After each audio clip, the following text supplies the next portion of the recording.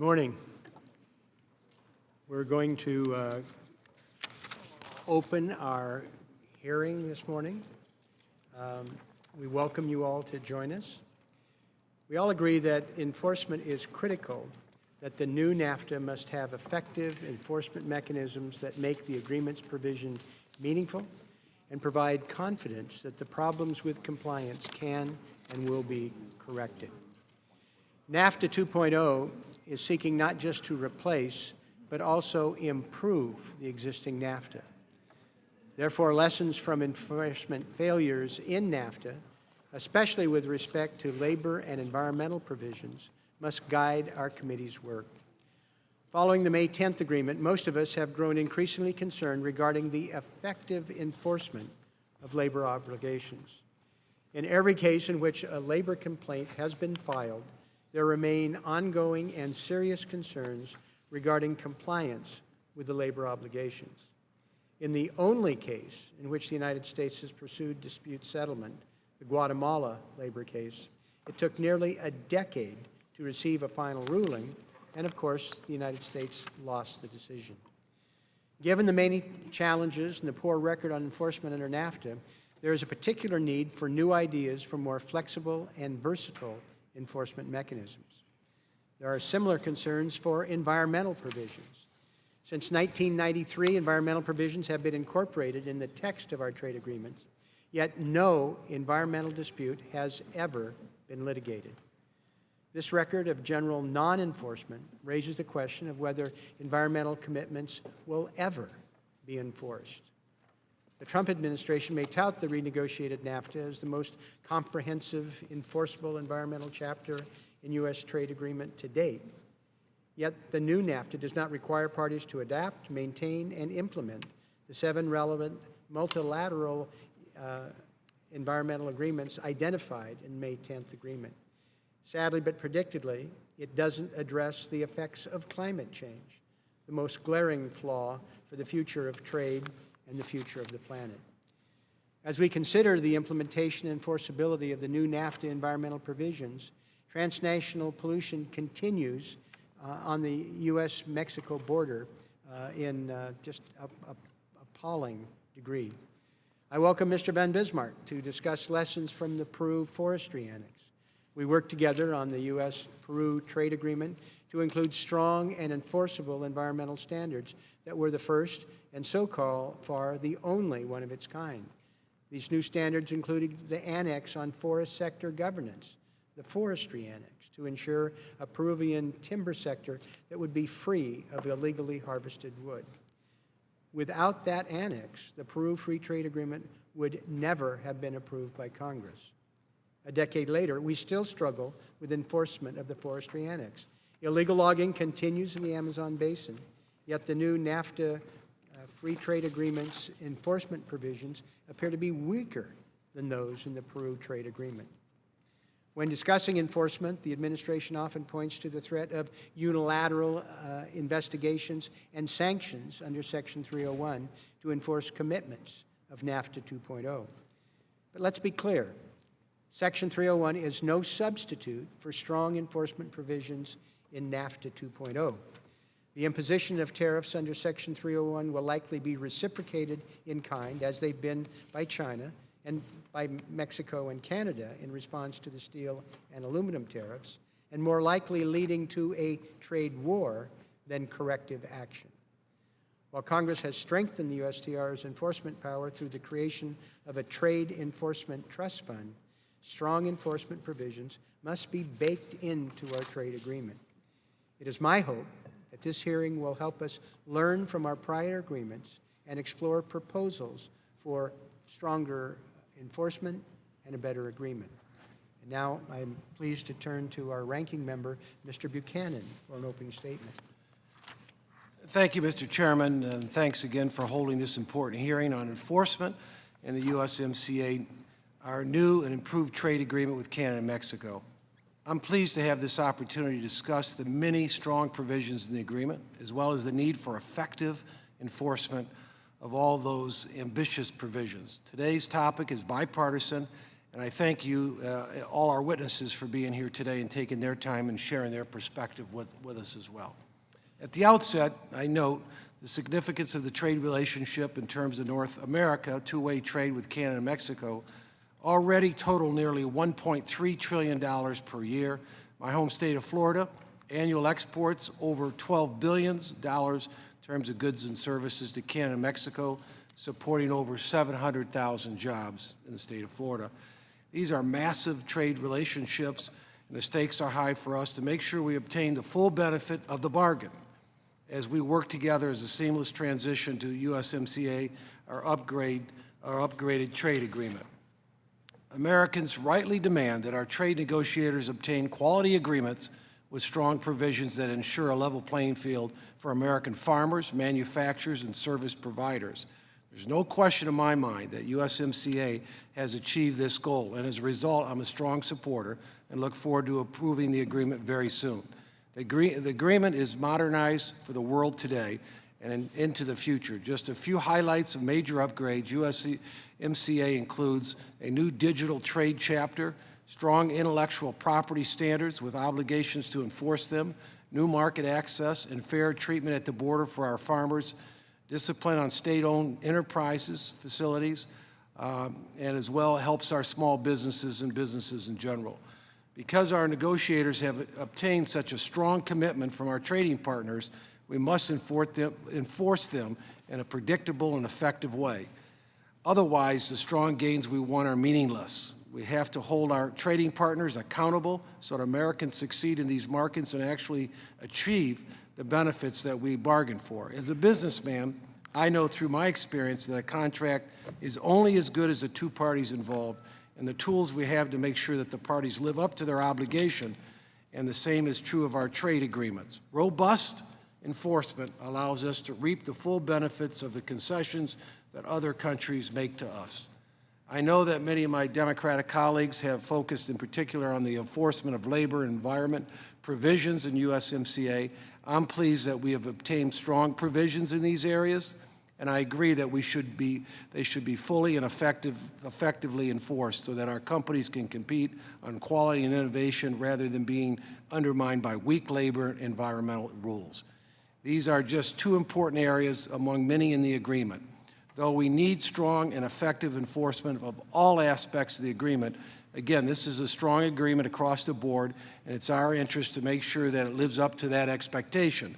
Thank you again, Mr. Chairman, for calling this hearing today, and I thank our witnesses for taking their time out of their day to be here today. I yield back. Thank you, Mr. Buchanan. And now to our witnesses.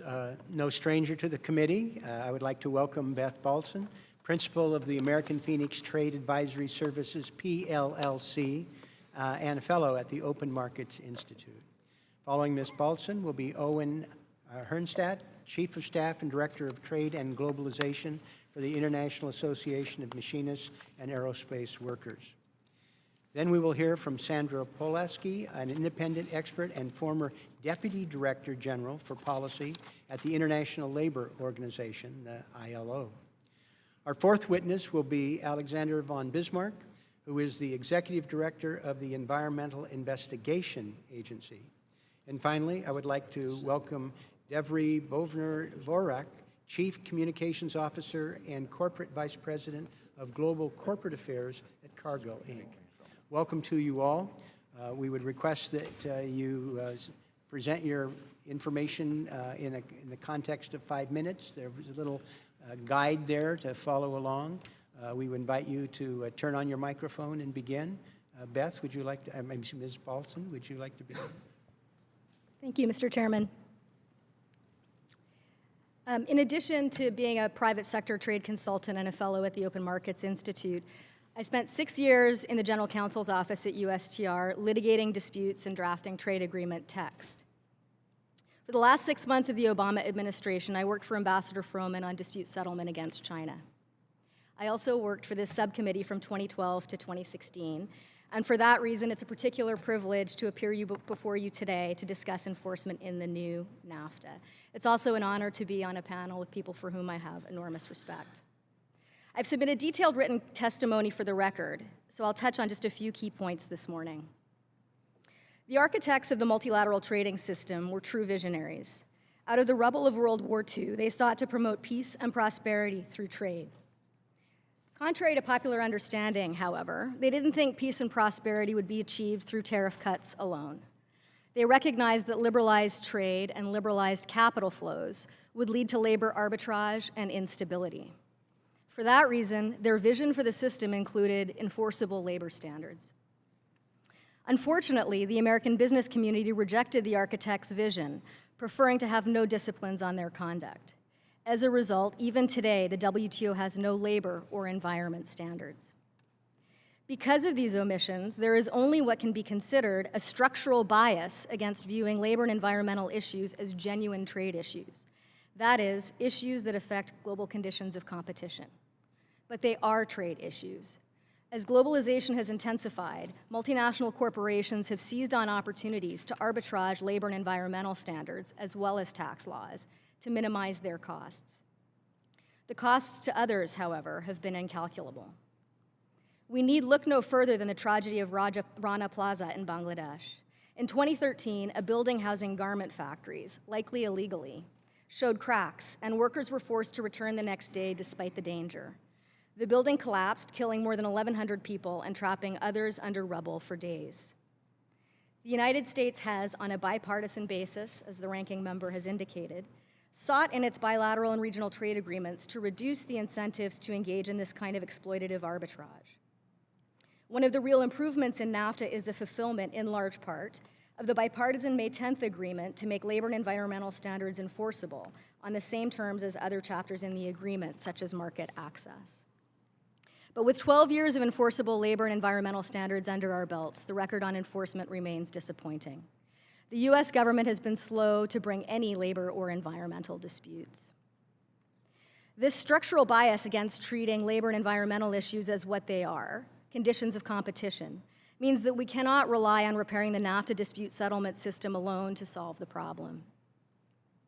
Fortunately, there are innovative solutions. For example, one of the lessons learned from the original NAFTA is that textile transshipment is a real problem. Thus, CAFTA included a novel verification system at the factory level. Those provisions are now part of the new NAFTA. The Peru FTA includes a logging annex modeled on the CAFTA verification provisions in recognition of the endemic corruption problem Peru has in its logging industry. That annex has been used by this administration to identify illegal shipments and bar them from entry. Drawing on the success of that approach, Senators Wyden and Brown have devised a verification system that would allow Mexico and the United States to work together, as Peru and the United States worked together, to address these violations at the factory level. The proposal allows both governments to focus on the violations where they're happening and to facilitate enforcement of Mexico's own labor reforms. One of the benefits of this approach is that it provides a valuable mechanism for addressing these problems through cooperation rather than litigation. Finally, there's a significant amount of consternation over the Sunset Clause. But one of the potential benefits of the Sunset Clause is that it, perhaps more than even a binding dispute settlement system, might incentivize the parties to uphold their end of the bargain. Again, as detailed in my written testimony, the history of US trade relations with Europe and Japan in particular is of achieving tariff concessions that are then frustrated through other means. No amount of rulemaking or modifications to dispute settlement, including creating the WTO itself, has changed that dynamic. It is worth at least asking whether a sunset clause might produce a different result. Thank you for the opportunity to present these views to you.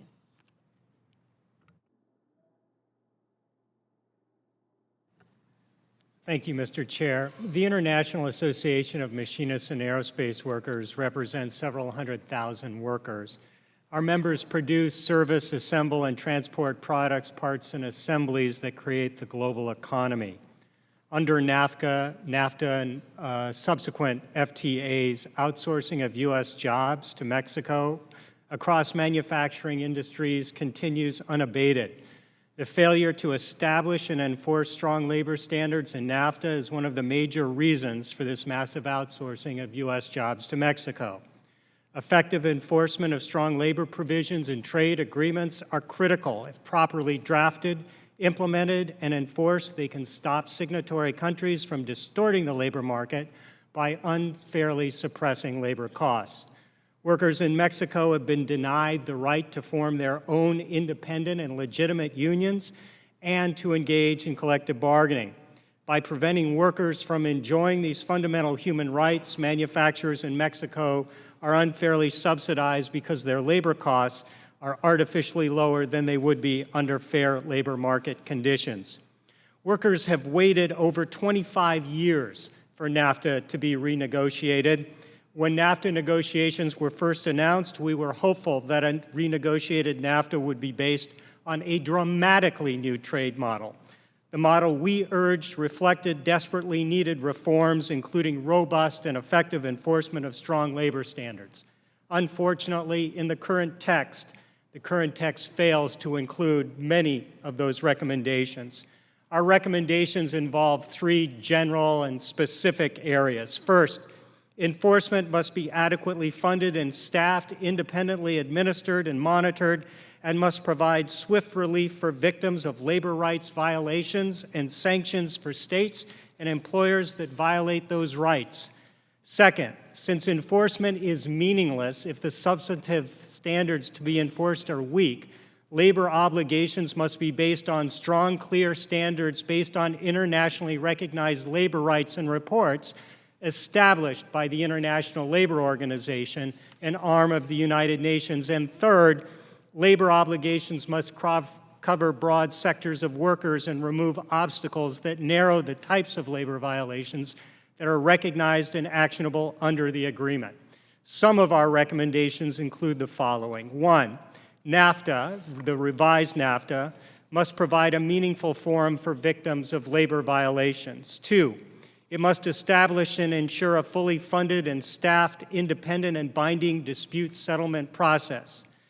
Three, signatory countries must be stopped from blocking the dispute settlement process from going forward. Four, labor standards must be strengthened, as I mentioned, including explicit reference to ILO rights and reports in the text. Five, labor obligations should be broadened so they're not limited to only violations that are in a manner affecting trade or investment between the parties. Labor obligations in the chapter should include things like murder and other egregious human rights violations, even if they only occur once. The murder of one trade unionist is unacceptable and demonstrates to other workers what happens to them if they want to form a union.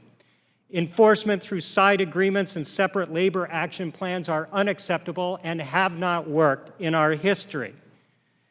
In addition to that, enforcement of labor obligations through Section 301 trade complaints is no substitute for a strong binding enforcement provision in the text of the agreement. And Mexico must finally and once and for all demonstrate and adopt and enforce fundamental labor human rights. For over 25 years, NAFTA has wreaked havoc on hundreds of thousands of U.S. workers whose jobs have been outsourced to Mexico. The time to overhaul NAFTA's weak labor standards and enforcement provisions are long overdue. Unfortunately, by refusing to incorporate our many recommendations concerning the enforcement of labor standards and our numerous recommendations and other provisions as well, the current text of the revised agreement continues to fail workers. The revised NAFTA maintains the fundamental flaws carried over from past trade agreements, especially the original NAFTA.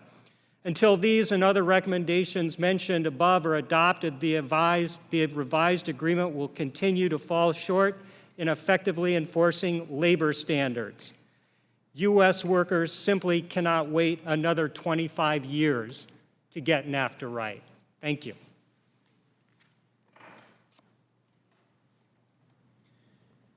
Ms. Pulaski? Mr. Chairman, members, thank you for inviting me to comment on the labor enforcement provisions in the new NAFTA. I'd like to make 3 points, which I detail in much greater extent in my written statement. First, the labor enforcement approach in the agreement is basically the same flawed approach that was found in CAFTA and other U.S. trade agreements. It involves lengthy consultations, and ultimately it defers decisions to a panel of private sector arbitrators.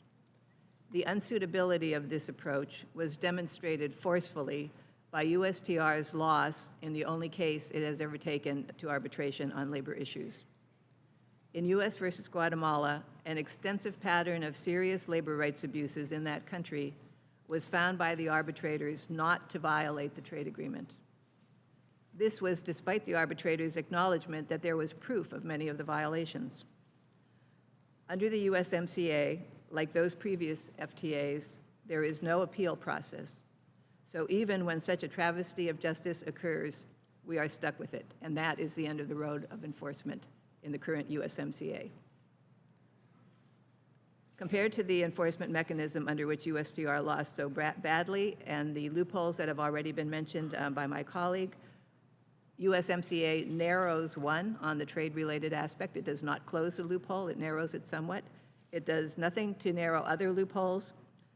And most importantly, it does not constrain private sector arbitrators from disposing of cases involving serious violations of labor rights and serious violations of the agreement, however they please.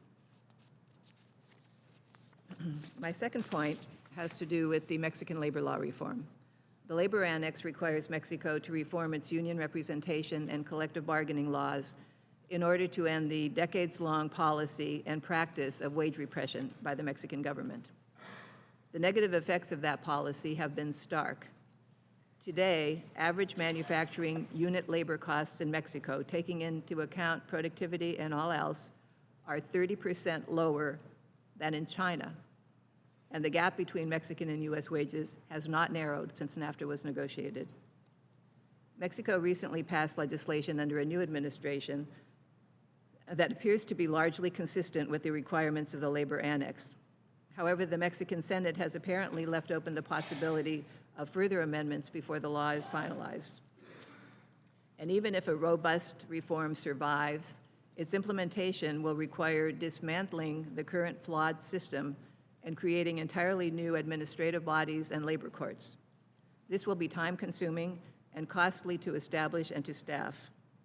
The reform will take years, as acknowledged by Mexican officials. And meanwhile, low wages will continue to punish Mexican workers and will continue to undermine U.S. wages. My final point is that given the profound flaws in the enforcement mechanism in USMCA, along with this uncertainty about the future of Mexican reforms, a more robust approach to enforcement must be added to the agreement. Senators Brown and Wyden have put forward a promising approach. They propose a bilateral agreement between U.S. and Mexico that would allow the two governments to jointly audit and inspect facilities suspected of violating labor standards. If violations were found, the government of the importing country would have the right to deny entry to the goods produced in that establishment under the preferential terms of USMCA. This is a much more direct and timely approach to enforcement than what exists in USMCA. I would argue, though, that the goods should be denied entry full stop, rather than simply facing slightly higher tariffs. Such an approach has already been used by the U.S. It's been mentioned in the U.S.-Peru FTA around timber imports, at least exercised once by the current administration, and more broadly under general U.S. trade law to stop imports made with forced labor. So we have some experience with this. We can build on that and we can expand it. By targeting individual firms and facilities where violations of labor rights have occurred, this approach is an efficient use of resources and can have a powerful deterrent effect on other firms and other sectors. Building on the Brown-Wyden proposal, the new enforcement mechanism should assign a recognized role to stakeholders, such as unions and civil society, in identifying specific firms and facilities that violate labor rights. The agreement should require that the governments investigate those claims within strict time limits, including through the use of the new cross-border inspection capacity they would create. When violations are found, there should be a presumptive requirement to deny entry to the goods in order to incentivize prompt remediation as well as to create the desired deterrent effect. Congress might also wish to assign itself a role in overseeing the enforcement of the labor provisions, and I can talk more about that if you ask me the question. Mr. Chairman, over the 25 years since NAFTA was passed, many U.S. communities and close to 1 million workers have been hit by job losses to Mexico, and U.S. wages have stagnated. Congress can't afford to ratify an agreement that proposes to keep doing the same thing and hoping for different results. Thank you.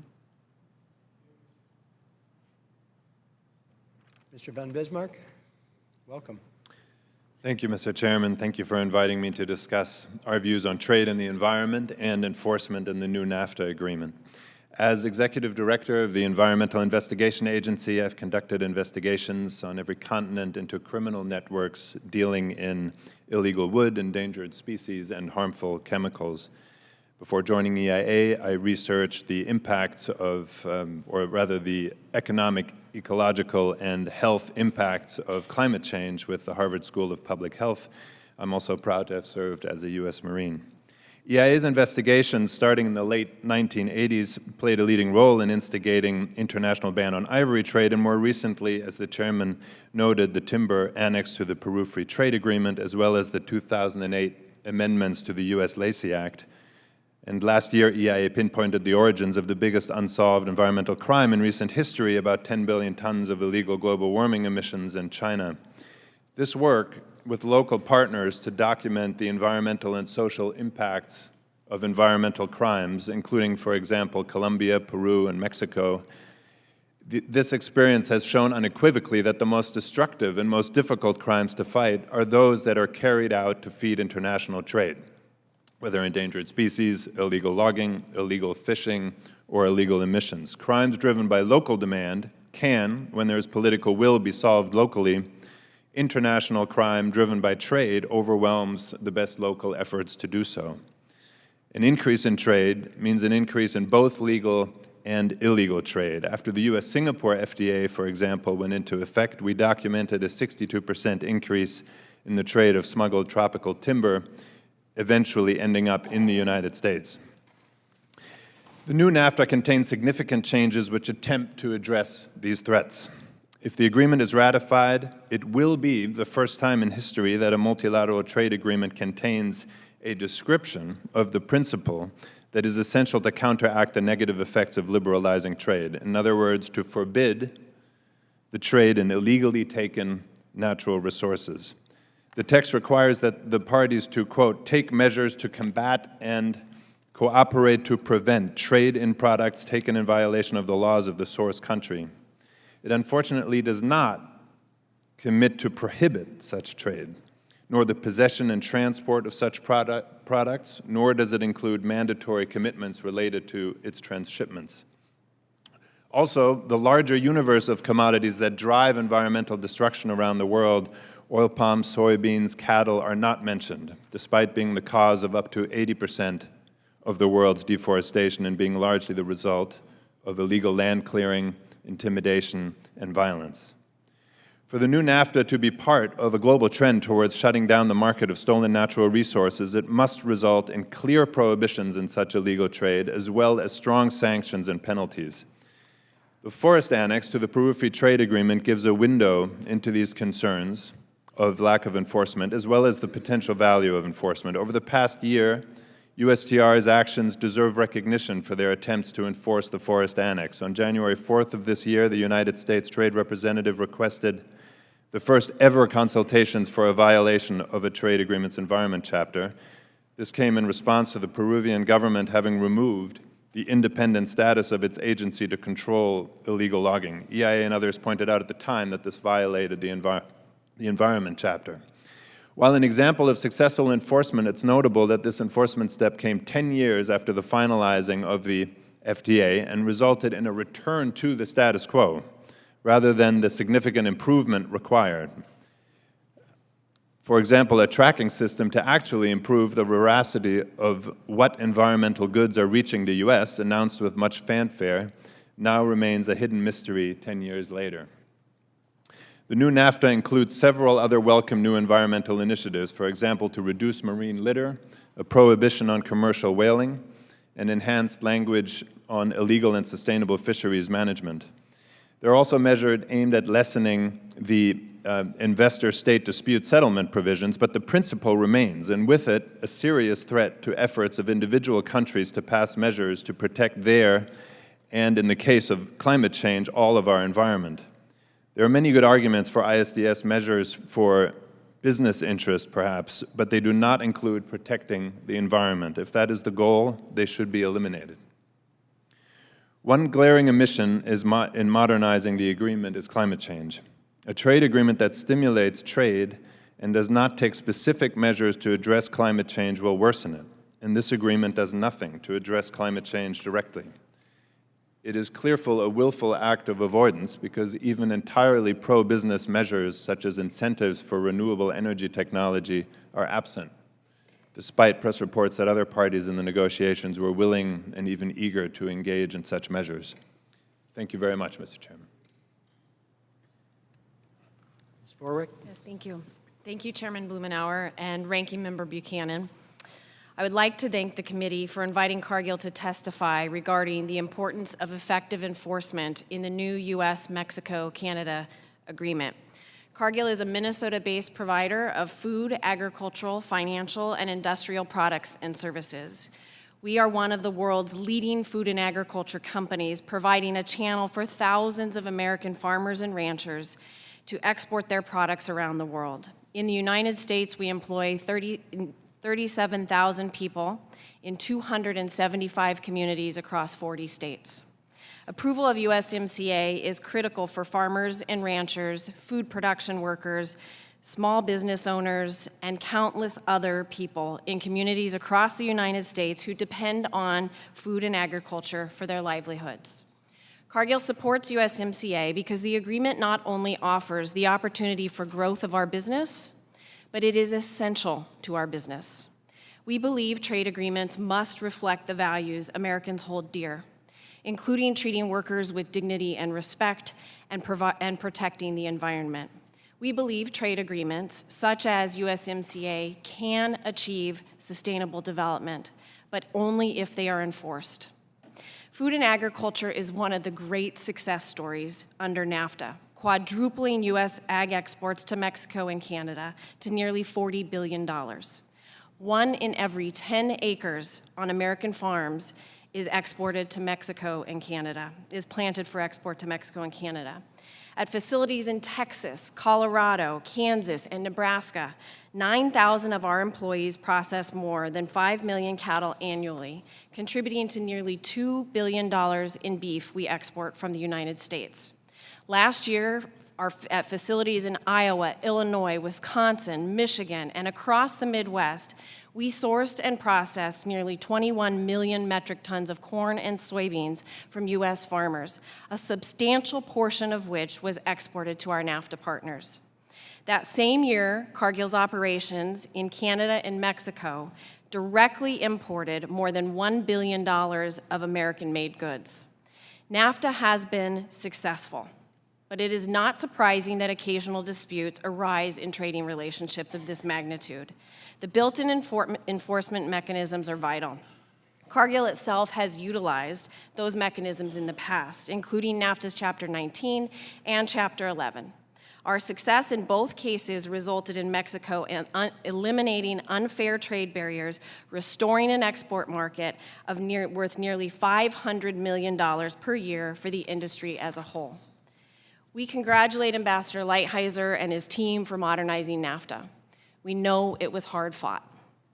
I would like to highlight a few of the improvements. First, USMCA assures the continued tariff-free movement of almost all goods among the 3 countries, and it achieves additional access in Canadian dairy. Second, improved sanitary and phytosanitary measures align our 3 countries around similar processes to ensure safety of our food supplies based on solid scientific grounds. Third, important improvements were agreed on customs and trade facilitation, for example, simplifying and modernizing customs declarations. Fourth, the chapter on good regulatory practices provides transparency and best practices in development of regulations that are so important to the functioning of modern economies. There's much more to highlight in the agreement on state-owned enterprises, anti-corruption, digital trade, and yes, labor and environment, and beyond. Having effective, expeditious, objective, and binding dispute settlement mechanism provisions is critical to ensure that these outcomes are achieved as part of USMCA. Effective dispute settlement ensures the many robust provisions of the USMCA are realized for the benefit of American workers, consumers, communities, and industries. So in conclusion, my main 2 points are, it is critical that Congress provides certainty for U.S. farmers, ranchers, and manufacturers by approving the USMCA as soon as possible. Second, enforcement mechanisms that are effective, objective, timely, and binding must be an integral part of every trade agreement, ensuring all commitments made by the parties to the agreement will be faithfully implemented. Thank you, Chairman Blumenauer and Ranking Member Buchanan, and I look forward to the committee's questions. Thank you all for your testimony. I'd like to begin by recognizing myself for 5 minutes, and I want to begin asking Mr. Van Misbark, your organization has documented the continued illegal logging in Peru's rainforest. In fact, members would not have any clue about how devastating that situation is on the ground without the work of you and your organization. You referenced that it's taken 10 years for us to sort of get back to where we began. Do you have some thoughts about what we should be doing going forward to make sure that the intent of stopping illegal logging with that mechanism actually makes a difference, that it actually works? Thank you, Mr. Chairman. Absolutely. The lessons learned from the attempts to enforce the free trade, the forest annex to the Peru Free Trade Agreement should provide, if not a blueprint, a lot of ideas for how to address the countries involved in the new Nafta. Interestingly, in the major enforcement action that tried to stop the single biggest flow of illegal wood from the Amazon into the United States just a few years ago, stopped the wood that was coming directly from Peru in Texas, but the wood, the same illegal wood that was going to Mexico was welcomed in. Subsequently, shipments were found, a few that were crossing the land border into the United States with that source. Many clearly were not. So Mexico offers at the moment arguably the single biggest transshipment and manufacturing center for illegal wood into the United States, certainly over a land border. And so bringing, at minimum, the attention that was brought to Peruvian wood, to wood coming via Mexico, is absolutely essential to ensure that U.S. consumers aren't the unwitting financiers of really horrendous crimes and environmental destruction. Do you have a sense of any mechanisms that can accomplish that, so that when we've identified the problems, that we're able to act with dispatch and more effectiveness? Yes. The provisions in the new NAFTA that refer to prohibitions need to be clarified and strengthened. In other words, Mexico needs a clear provision paralleling the U.S. Lacey Act, which makes it illegal for illegally sourced wood to come into Mexico and to get out of Mexico. Mexico needs to play its part. That is only, as I described, referred to, which is a positive change, but it is not expressly required. So that should be required. Further, I would underline comments made earlier that evidence there should be a mechanism put in place that evidence from civil society, from any sources, should be received and should be dealt with in a timely manner by enforcement agencies. This kind of evidence of international crimes is difficult, and to have the grist in the mill of enforcement efforts in the United States and elsewhere of actual evidence coming from, say, the forests of Peru is absolutely essential. So one should set up mechanisms that willingly receive that evidence and in a timely fashion describe what has been done to respond to it. Ms. Pulaski, you note that the upward pressure on Mexican wages and labor standards that were promised in the original NAFTA did not materialize. In fact, real wages in Mexico, adjusted for inflation, actually decreased. NAFTA 2.0 as written does not appear to give us leverage to make a difference. Would you comment on that, about how effective you think it is and what adjustments should be made if you think it's wanting? Thank you, Chairman.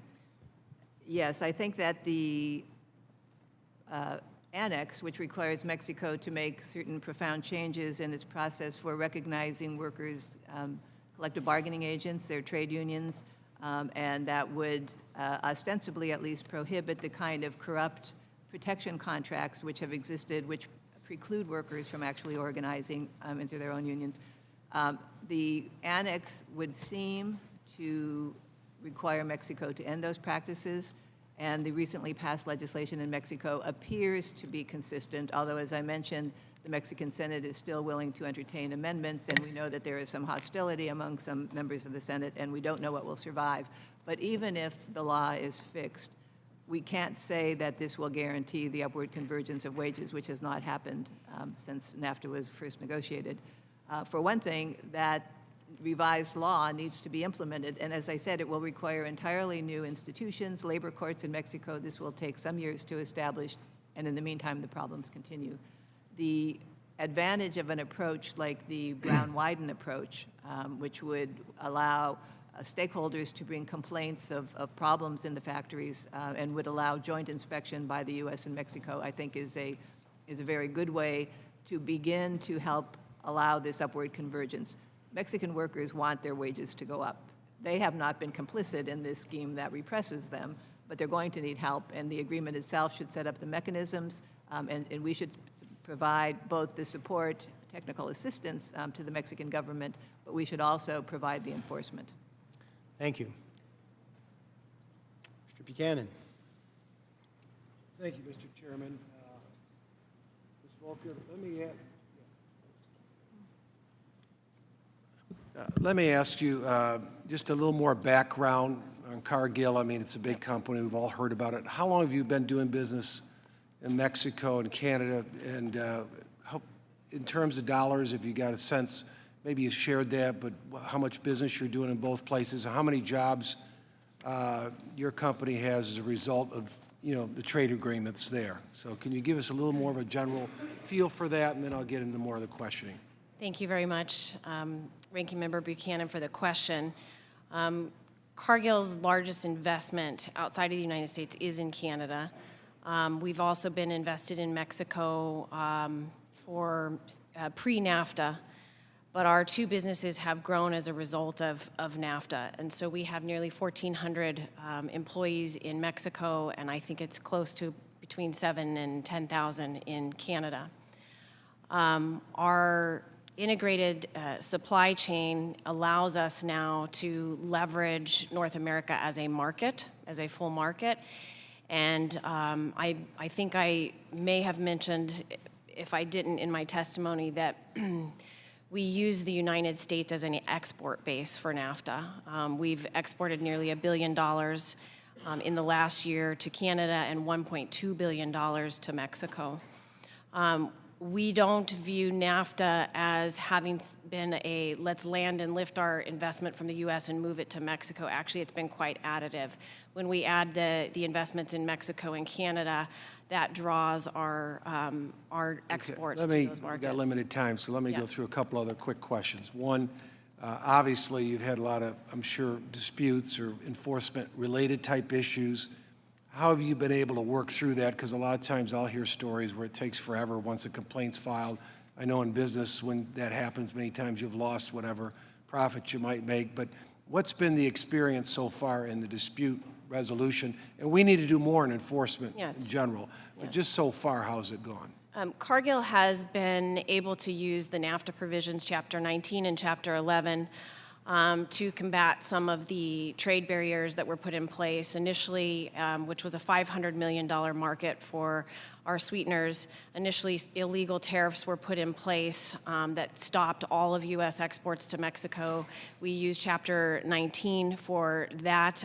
We were able to recoup the illegal duties that we had to pay and get the market back, but then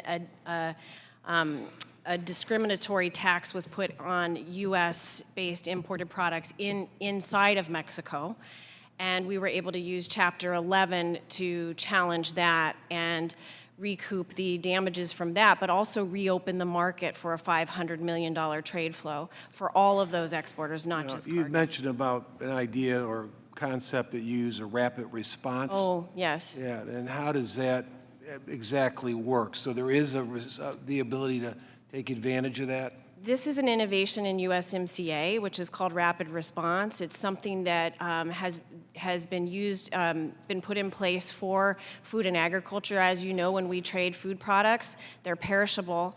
If some of our products are stopped at the border and we don't have an answer for that, and these products need to be moving across the border, we can now invoke the rapid response mechanism of USMCA.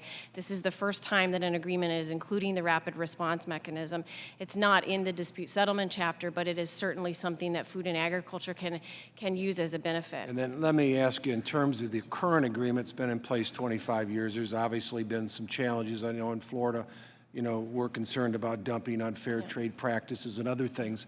But how much better is this new agreement in terms of new and improved, so to speak, in your opinion? Well, I think it's important to note that USMCA does have broad-based enforcement that goes beyond NAFTA. That said, there are some improvements that can be made to the enforcement chapter, and I think you're hearing that from my colleagues on the panel. It does still maintain the anti-dumping and the ability to challenge anti-dumping and countervailing duty. The state-to-state provisions are there. That said, we would recommend that they apply broadly across the agreement. There's some tinkering that can be done, some tweaking that can be done there to ensure that there's timely formation of panels, that there's a panel of experts. Would you say it's a substantially better agreement than what we currently have? I think the enforcement measures, yes, broad-based are better than what's in NAFTA. And what's most important is what my colleagues are saying here on the panel, which is the inclusion of labor and environment in those enforcement, in the enforcement chapter. Thank you, and I yield back, Mr. Chairman. Thank you. Mr. Pasquarello. Thank you, Mr. Chairman. Enforcement of trade deals, I think, is central to their effectiveness. Without it, an agreement isn't worth the paper it's written on, period. We know that we cannot continue with a broken dispute settlement process that lingers like a fog from the first NAFTA. So you fool me once, shame on you. Twice. The Congress cannot and will not be fooled again by false promises. No dispute panels have been composed since 2000. For 19 years, no case has ever been resolved through NAFTA's state-to-state process. Not one. So when you say, in all due respect, and your testimony was excellent, Ms. Warwick, when you say that we should reflect on U.S. values and the agreement should reflect U.S. values, including, you said, correct me if I'm wrong, the workers that are involved in either country or all the countries that are involved in any trade agreement. What about the right to a secret ballot? How important does your organization, the Global Corporate Affairs Cargill Incorporated, how do you value a secret vote, which has been debunked in Mexico for the last 24 years? Yeah. Well, thank you very much for the question, Congressman Pasquarello. And I would say that I agree with you that enforcement is critical, especially as it relates to labor and environment measures. And in particular, one thing I see as a positive in being able to address your question is that this agreement holds Mexico and Canada and the United States accountable to those measures that are important for collective bargaining and for labor's rights. It didn't answer my question. Right, and so... How much value does your organization play on a secret ballot because we know what's happened in Mexico. Yeah. We know that there's not independent unions. We know that the government has controlled it. They've been in cahoots with those quote-unquote unions. And the third part of the Bermuda Triangle, I call it, or the corporate, not only corporate America, but other corporations that do business there. What do you value? Let me ask it again. Well, so what we value is our workers and their ability to Do you value the secret collectively ballot? bargain? Yes or no? I would say if that is a way that they feel safe and that they can essentially give the vote that they need to vote, we value the secret ballot. And what we also value is our many unionized workers across the United States that in accordance with how we operate in our guiding principles, they are treated with dignity and respect. And we uphold our commitment to human rights, which you can find out there openly, which we have recently put out, that is in line with their ability to collectively bargain. Your answer, in all due respect, is the reason why we have major problems. You don't want to really answer that question. Because if you answer the question, correct me if I'm wrong, this is not a one-sided thing here. You're answering the question about human rights. You're answering the question, responding to the question about human dignity and the dignity of work itself. When people are making $1.25 an hour, that's why we lose jobs. This is why we export, regardless of what industry you're talking about. If that isn't clear, if that isn't part of the agreement and it becomes a footnote, as you are implying that it should be, that's the best we can get because it might be better. Well, let's take a look at those years. The North American Agreement on Labor Cooperation, the NAALC, the first labor provision tied to a trade deal went into force on January 1st, 1994. And here we are, the last time we looked, in the end of 2018, there's yet to be a successful labor enforcement case in the United States under the FTA. So The book is stacked against American workers and workers in Mexico. What are you going to do about it? I don't want to hear the 4th of July speech. I want you to tell me what you think about the dignity of work. I think it is about the dignity of work, and if I didn't make that clear, I share your passion and your interest to ensure that workers are treated with dignity and respect. Thank you very much. Thank you. Thank you, Mr. Chairman. I want to thank you for holding this important hearing. It's critical that we get this trade agreement done as quickly as possible. For those of you that care about our nation's security, working with our two closest neighbors, this agreement is clearly an improvement upon what we've had for the last 25 years. The agricultural sector in this is very, very good. The ag products remain tariff-free for California. This is a critical component as the #1 agricultural state. Also very satisfied with the SPS measures that were put into this agreement and the increased transparency. And I think also the addition of some of the provisions dealing with the internet that we really didn't deal with in the original NAFTA agreement. This is critical also for California as the leading high-tech sector in the world.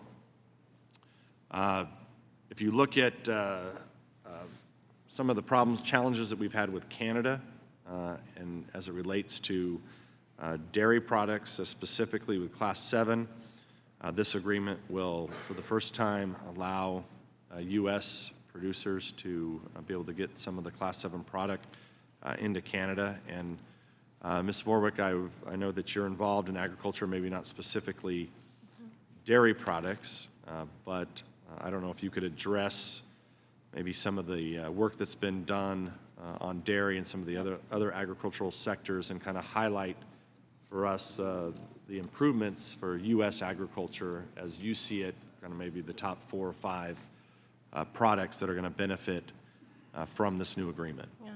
Well, thank you, Congressman Nunes, and thank you very much for the work that you do to support agriculture. And I know in your district, while Cargill doesn't produce dairy, we feed a lot of dairy cows. And so as it relates to this particular agreement, the fact that the increased access to Canadian dairy was hard fought is really important, because that has been something that's important to, I know, dairy producers in your district, but across the United States. Especially in the upper Midwest. Especially in the upper Midwest. And so when we think about the access for the final product, we also have to think about everything that goes in to making that final product, from growing the feed inputs in the field, to producing that animal feed, to feeding the animals, to the ultimate access. So that's the first thing. The second thing that you highlighted, which is really important for agriculture in this agreement, is the sanitary and phytosanitary measures. We call it SPS+. These are measures that go beyond the WTO.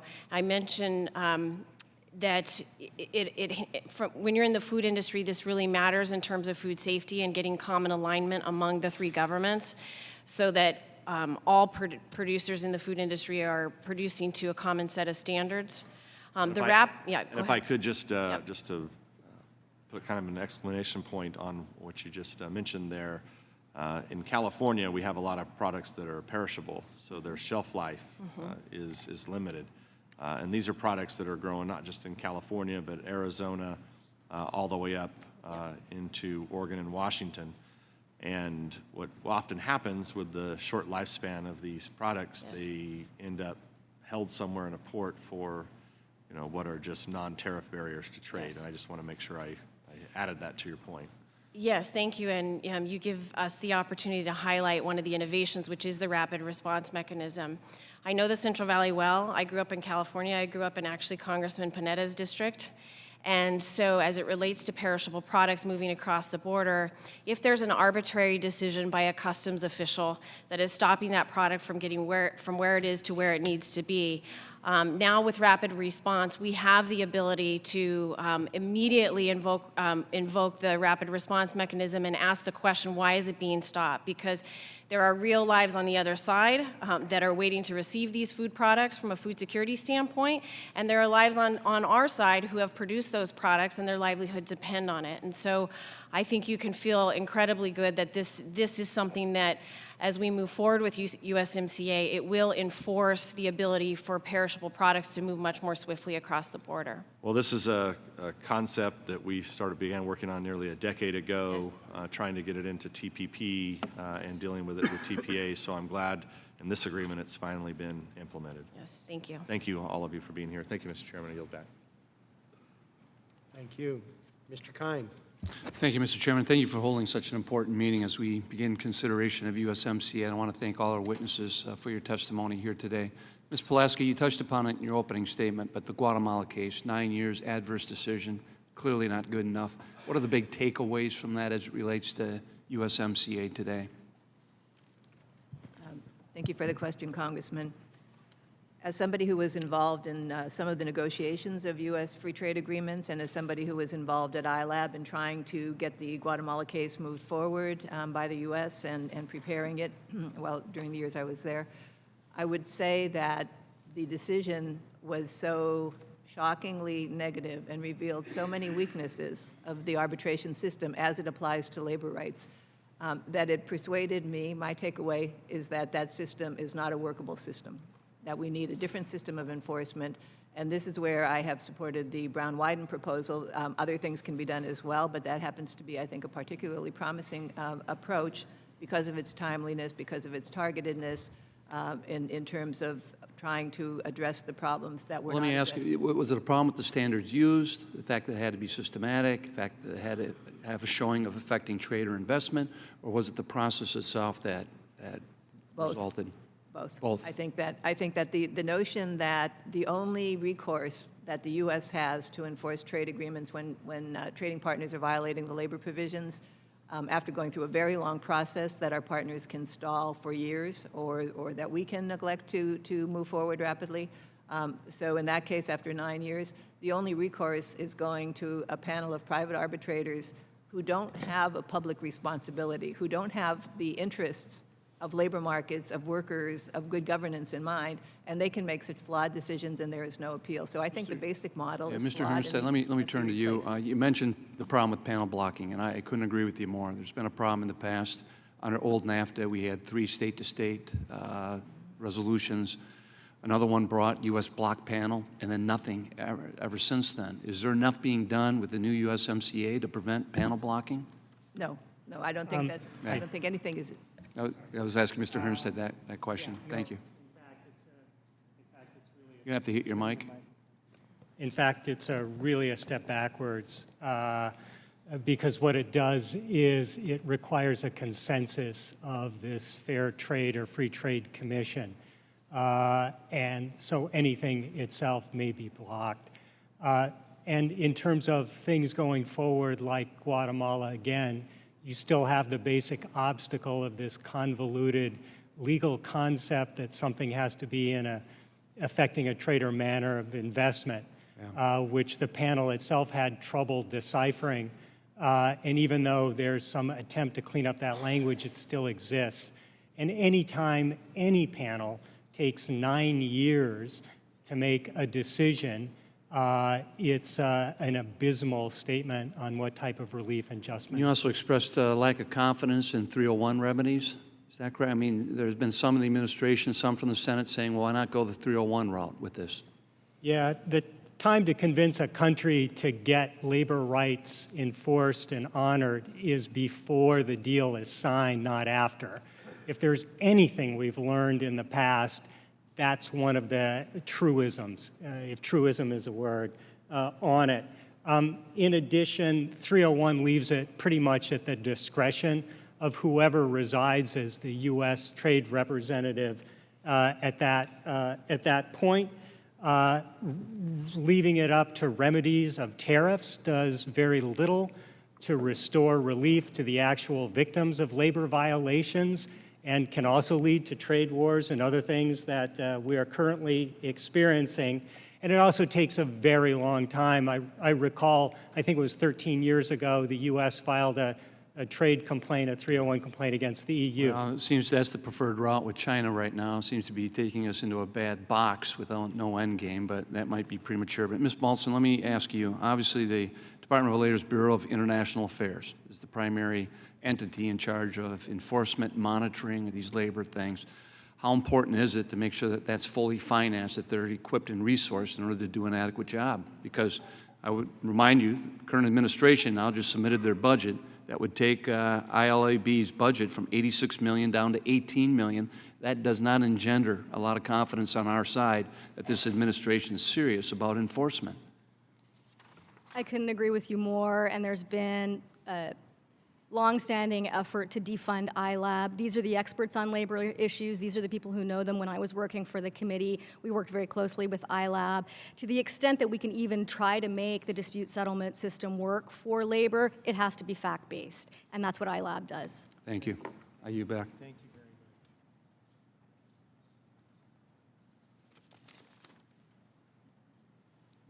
much. Thank you, Mr. Chairman. This Congress, and particularly this committee, have a great opportunity to lock in the many advancements that have been made within the USMCA. Both Canada and Mexico are top trading partners with the United States, and it's important for us, I think, to move forward and remove the barriers to commerce so that our economic climate continues to flourish and workers and consumers benefit. The manufacturers, farmers, and service providers in my district in North Carolina and the consumers stand to benefit from the agreement, and it's important not only for the advancements to be enforced, but for the whole agreement to be enforced. USMCA raises the bar amongst trade agreements. It gives American workers new market access so that their products can be sold outside the United States, and it sets new standards in other areas like in agriculture, digital trade, intellectual property, and we are all right to want this agreement to be enforced. Not just some of it, but as I said, and we'll emphasize all of it. So, Ms. Ford, I know that in addition to your position at Cargill, you're also leading as co-chair on the USMCA coalition. So can you give me a sense of some of the sectors of our economy and employment that the coalition is representing, who are members of your coalition, and whether you would say that the diverse membership demonstrates why we need strong enforcement of all the chapters of the agreement. Yes, thank you very much for the question. And indeed, I co-chair the coalition that's advancing the USMCA. The coalition is a broad-based coalition across all sectors of our economy. And you've raised an incredibly great point as it relates to enforcement, because while the enforcement chapter is better than it was in NAFTA, I think what you're hearing is there are some opportunities for some key improvements across the board. And one of the recommendations that we have as it relates to this broad cross-sector of business is that whatever improvements that are done on the enforcement mechanism apply to all sectors and all chapters of the agreement. We are fortunate to see the highest, most innovative chapter on digital trade that keeps up with the economy, on the digital economy, so that's a positive, but it's only as positive as it can be enforced. We're pleased with the state-owned enterprise issues that matters to several of our members across the coalition. I could continue to go on the anti-corruption measures, and contrary to popular belief, our coalition also wants to ensure that labor and environment, which are the highest standards of any trade agreement that we've had thus far, have the ability to be enforced. And so I think you're hearing from the colleagues on the panel that there are opportunities to potentially improve those enforcement mechanisms as we go forward. But our coalition supports broad-based enforcement across all chapters of the agreement, including investment. Thank you. Yeah, Mr. Chairman, I really want to thank you for holding this hearing. And I'm certainly ready to work with you and our other colleagues here on the committee to get USMCA across the finish line as soon as possible. As Ambassador Lighthizer has told us, that if we cannot get USMCA across the line, the rest of our trade agenda is dead, because we can't demonstrate to the world that we can get an agreement done with two of our very closest trading partners. We're not going to really be able to negotiate much of anything else. And we have other things to negotiate. The world will not stand still and wait for us to get our act together. So I look forward to working with you. Let's try to get USMCA across the line as soon as possible and move on to other interesting trade opportunities that we have across the world to further enhance the opportunities not only for our workforce, but also the benefits for our consumers. So thank you, Mr. Chairman. Thank you, Mr. Holding. Mr. Davis. Thank you, Mr. Chairman, for holding this hearing. And as I listen to the witnesses, I sort of get mixed notions. Mr. Herrenstadt, listening to your testimony, I got the impression that the new NAFTA proposal is not much different from the old proposal. So could you tell us what's in the new proposal that was not in the old proposal? Yes, in our viewpoint, the revised new NAFTA looks very much like the old NAFTA for the substantive labor provision issue on it. There is some language, positive language, when it comes to the right to strike, when it comes to violence against workers, when it comes to some forms of discrimination. The problem is all of those are undercut by two things. One is the lack of clear definitions of what those standards are, which is why we refer to the ILO reports and rights. And two, the problem lies in enforcement, which is often undercut by aspirational language, by language that leaves it to the parties to decide what's appropriate, and by the lack of some sort of binding dispute settlement process that provides for swift and effective enforcement, especially for those victims of labor and human rights violations. Mr. Pellant? No, please. Thank you, Congressman. And as it relates to environmental concerns, there is new language. There is new, as I mentioned, a discussion of how to reduce marine litter, a prohibition on commercial whaling, enhanced language on illegal and sustainable fisheries management, and a description of this concept that I pointed to of stopping the import of goods that were illegally produced, natural resource goods. But the entire experience of enforcement that we have shown that unless that language is particularly clear about what is actually prohibited and what enforcement is required, it will be worth very little. And in that sense, it is an opportunity lost to learn from our experiences and provide not just the aspirational language, as it was said, but the actual language that is required. Mr. Pulaski, we know that enforcement is very difficult.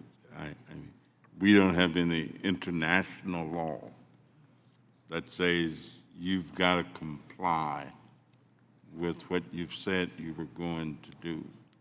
So what constitutes, given the fact that all parties are always looking for whatever advantage or whatever wins they can leave the negotiations feeling that they've accomplished, what would you consider a win-win for all the parties involved in the negotiations? Congressman, thank you for that question. I can think of several things that would constitute a win-win. I'll refer to the comment by Mr. Hernstad about the idea of referring not only to the declaration, ILO Declaration of Fundamental Principles and Rights at Work, but referring to the actual interpretation by experts at the ILO of what those rights mean, what they require, and when they're being violated. Getting very specific about that, taking out a footnote which says that you can't look beyond the declaration, you can't look to those decisions, that should be amended. The agreement should be opened and that should be amended. So that's one problem. I would also point to the fact that the chapter on Mexican reform, the annex rather, on Mexican reforms, is pretty good. It actually echoes some things that the Obama administration was trying to do with Mexico in the context of TPP. It gets to some of the core problems that have been identified by Mexican workers, Mexican unions, American workers, American unions. My time is going to run out, but let me just see if Mr. Baltzman could answer the same. Do you mean specifically on the labor, environment, and enforcement issues, or just across the whole agreement? Right. One thing I think we should point out, I echo what Sasha said about the illegal take and trade issue. I think that language deserves to be strengthened. It doesn't come out enough that's actually a national security issue. It's a global security issue. Illegal take and trade is used to fund terrorism, so I would really put a point of emphasis on that particular issue. Thank you very much, and I yield back, Mr. Chairman. Thank you. Mr. Schweikert.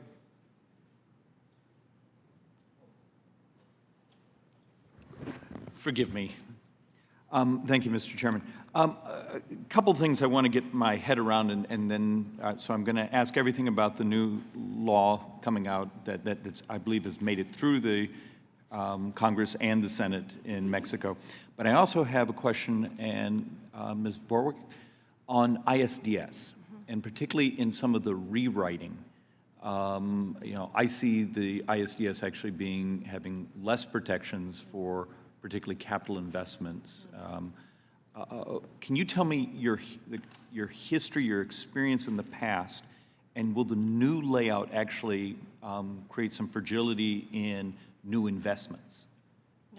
Thank you for the question, Congressman Schweikert. And I can also speak to the new law in Mexico if you'd like. But on ISDS, it is in there, but it's not inclusive across all industries and all chapters. So as it relates to Cargill, I can speak from our experience in NAFTA. Having the investor-state dispute settlement provisions allowed us to challenge the Mexican government when these trade barriers were put in place. And it allowed us to, when the first round of barriers came in, it allowed us to use ISDS to well, first to challenge on the prohibitive tariffs, the illegal tariffs that were put in place. We were able to recoup those duties. And then in addition, when a second round came in, we were able to recoup the damages that were done. And that allowed us to reestablish the market for about $500 million market, not just for Cargill. Can you speak to, though, the changes?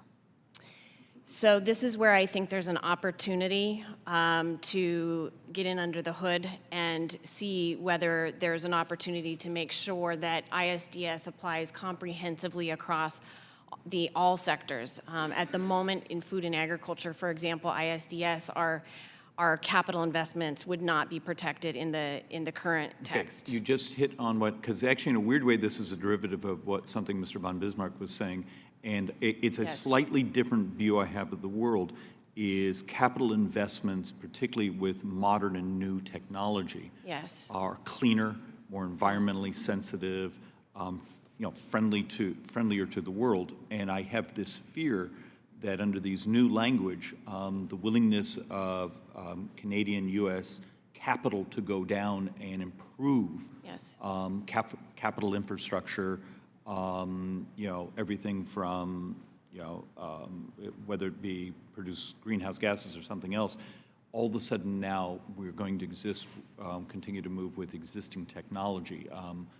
Under the newer language coming, would a company really want to go and make large capital investments of new, cleaner technology? Yeah, we would share your concern, and we actually think that's why this is a beneficial conversation around if there are ways to enhance the enforcement mechanisms to ensure that it applies across the board to all chapters, including environment, clean tech investments. There's a lot of innovation that's happening, and without the proper sort of investment protections, that may mean that an investor would shy away. Okay.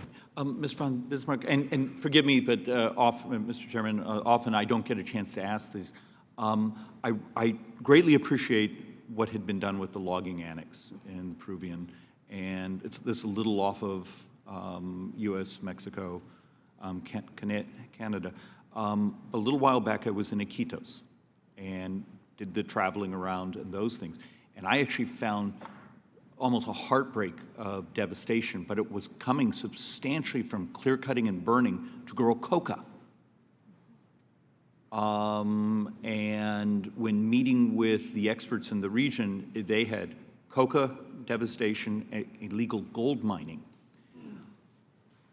When you're doing your reports, are you moving on to other types of those things, the illegal narcotic trades, their devastation it's creating in the rainforest, and how do we deal with that types of transshipment of illegal products or gold? I mean, what would you do? Thank you, Congressman. It's a great point, and just as coca can have that dynamic, the other main agricultural commodities that would flow into the United States or mining products such as gold make coca pale in comparison to the impact on deforestation. The last 5 years calculation on coca clear cutting was actually the biggest number coming out of the rainforest. And I'm sorry, thank you, Mr. Chairman, but it's a really interesting question we need to also deal with. Thank you. The committee will now be recognizing 2 Democratic inquiries for each Republican. We will deal with members of the subcommittee before we turn to people who've joined us, and we welcome people who are not members of the subcommittee to be part of the inquiry, but we will deal with committee members before we turn to folks who are not members of the subcommittee. Mr. Higgins. Thank you, Mr. Chairman. I just, the North American Free Trade Agreement, the goal was to integrate Mexico with the highly developed economies of the United States and Canada. And NAFTA had pioneered the incorporation of labor and environmental standards, theoretically. Mr. Hernstadt, what, as a percentage in your estimation, is the difference between the United States, Mexican-Canada agreement with that of NAFTA? I'm sorry, I don't understand the Well, what's the difference? Is there a big difference between the proposed United States-Mexican-Canadian agreement when compared to the NAFTA, the original NAFTA agreement of 25 years ago? Oh, I'm sorry. That's okay. Well, there isn't a lot of real impact. As a general percentage. I'm not sure I follow that. Is it a radical, is it 75% new? Is it I'm sorry. 90% new? Is it 95% the same? In terms of the labor provision of it? Labor and environmental, let's just. Well, I'm not really an expert on environmental, but. Labor. But I will say it's primarily the same. It's primarily the same. And the effect on U.S. workers and Mexican workers and Canadian workers will be almost identical. In fact, it won't stop outsourcing, it won't raise. So no big standards. difference, no big difference. So the goal of the integration of Mexico with the highly developed economies of the United States and Canada have not been achieved. Yeah, I would Okay. agree. All right. Well, I think you're particularly right. the impact on workers. I think you're right, because the North American Free Trade Agreement used a term called wage convergence between the United States and Mexico, basically telling us 25 years ago, bamboozling us 25 years ago, that we were going to have wage convergence. The minimum wage in Mexico today is $4.70 a day. That's less than 59 cents an hour. The United States lost 53,000 manufacturing businesses in the last 20 years, representing 5.5 million manufacturing jobs over that same 20 years. Do you know what a maquiladora factory is? Yes, in fact, I have toured them. Yeah. Can you explain it? Yeah, maquiladora factory sometimes is a state-of-the-art factory in Mexico using high technology, doing advanced leading-edge technology on everything from appliances to electronics. Workers there are paid abysmally. The labor rights don't exist in terms of free labor unions and collective bargaining, and often the workers live in slums. Yeah. Let's move to the issue of environment. There are 2,700 maquiladora factories. These are factories that are in Mexico, and they are foreign-owned, that do most of the exporting back to where the company is owned, in the country. So it seems to me that they're kind of put in place to sidestep perhaps U.S. environmental laws that were put in place in 1971, 1972 to help restore our waterways, our land, and our air, right? Okay. So it says here that, this is according to the Mexican government, that NAFTA-related environmental damage has been about $40 billion a year for the past 25 years. That's $1 trillion a year. And when you look at that damage that has been created, when you look at the wage convergence promise and the great disparity in reality, it seems to me that while we are sold on the notion that trade agreements are supposed to be, in game theory, variable sum, in other words, there can be multiple winners, where in fact they're zero sum. There are winners and there are losers. And I would argue, at least for places like Buffalo, New York, and those urban centers of the American Northeast, this agreement that is before us today is really nothing more than a redux of the agreement that we're trying to get out of. So in terms of wages and in terms of the environment, this agreement is a loser. With that, I'll yield back. Gentleman's time has expired. Mr. Panetta? Thank you, Mr. Chairman. I appreciate this opportunity and, of course, appreciate all the witnesses being here as well as the preparation in order to be here. Clearly, you have prepared based on your statements and your answers today, so thank you very much. Always good to have a Central Coast local down there and not just up here. Gonzales High or Notre Dame? Gonzales High. Gonzalez, good, Spartan. Yeah. In the pit, nice. And then UC Davis as well, correct? Yes. Understood. So you know well why each time I normally talk, be it in this committee or in the Ag Committee, why I proudly claim where I come from, not just Central Coast of California, but the salad bowl of the world. Agriculture is the #1 industry in my district. We're very proud of the agriculture we have. And that's why, to be frank, NAFTA has actually helped the Central Coast of California and helped the #1 industry there and many of our communities, especially towns, small farm towns like Gonzales. But obviously we understand, as good as it was for our farmers, the deal failed to set certain standards, labor, environmental, and especially enforceability standards. I mean, I just read something where even though they had the NAALC set up, there's been 39 submissions of non-compliance, and not one of them have led to any sort of penalties or any sort of arbitration, unfortunately. So clearly, a lot in the USMCA is there for environment, for labor, but I think the focus is going to continue to be on enforceability. And I think we can do that, and I think we have to make sure that we continue to work at that in order to get to yes. Because I can tell you there are a lot of members on this side of the aisle, on that side of the aisle, that want to get to yes on this agreement, but certain things need to be put in place in order to do that.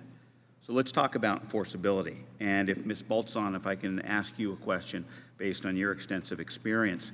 Obviously, we've heard certain proposals today. And I mean, how can we take them? How can we go about incorporating them into the USMCA? Would adding an annex be workable? Or do we want to do something like inserting new footnotes to clarify passages in order to have meaningful improvements? What would be the process that we should go about doing that? I think I'd point out two things. The first thing I would do if I were in charge of the pen would be to delete the language in a manner affecting trade and investment and sustainable or recurring. Those are provisions that are not in other chapters that also don't involve cross-border transactions. So for example, the IP chapter is a series of domestic rules, right? So you could put those two chapters on the same footing. I think if you wanted to do the Wyden-Brown proposal, I think that requires an amendment to the agreement. You would add it as an annex the same way that the Peru Forestry Annex was added to the Peru FTA. Even after that was signed, it was amended to do that. Okay. And Ms. Pulaski, would you agree with that, or would you have any other ideas? Congressman, I think that you could structure the agreement between U.S. and Mexico, and by the way, no reason Canada should not join that as well in terms of the enforcement of labor. You could structure it as something that is appended to the agreement, but only if it was integrated in the sense that all of the authorities and all of the penalties in the agreement would be available for this as well, in addition to the new enforcement mechanism. However, I think, after reading the agreement very carefully, you would have to reopen to eliminate some black letter language that's in the agreement that would get in the way of an effective enforcement mechanism such as Brown-Wyden. And let me just say, having been involved in U.S. negotiating teams over the years in different capacities, you can reopen agreements and agree with the parties that you're going to open narrowly only on a particular topic. The idea that once you reopen, everything is back on the table is simply not the way negotiations work, and it's certainly not the case with eager partners like Canada and Mexico. And so it seems to me that you can reopen, put this in the agreement, or append it in a way that is clearly integrated, make the changes you need in the agreement, and you would have a very serious step forward. Now, labor enforcement is not the only concern of many members and much of the public, and so I'm talking about one issue, but that would be a powerful way of dealing with the issue. It would require, I think, reopening. Understood. I mean, obviously, you've heard the sentiment about reopening and what that would entail, and be very difficult. Would you agree? Go ahead. I don't think it's difficult. No, I think you approach your partners. In fact, the Mexican ambassador has said Mexico would be interested in an enforcement agreement like the Brown-Wyden. They just want to know what we mean, and they want it to be reciprocal, which of course it should be reciprocal. No one disagrees with that. So I don't think it's difficult to reopen, no. Understood. Thank you. I yield back my time. Thank you very much. Mr. Rice? I agree with the statements of a lot of you up here about the effect of the stagnation of middle-class incomes in America.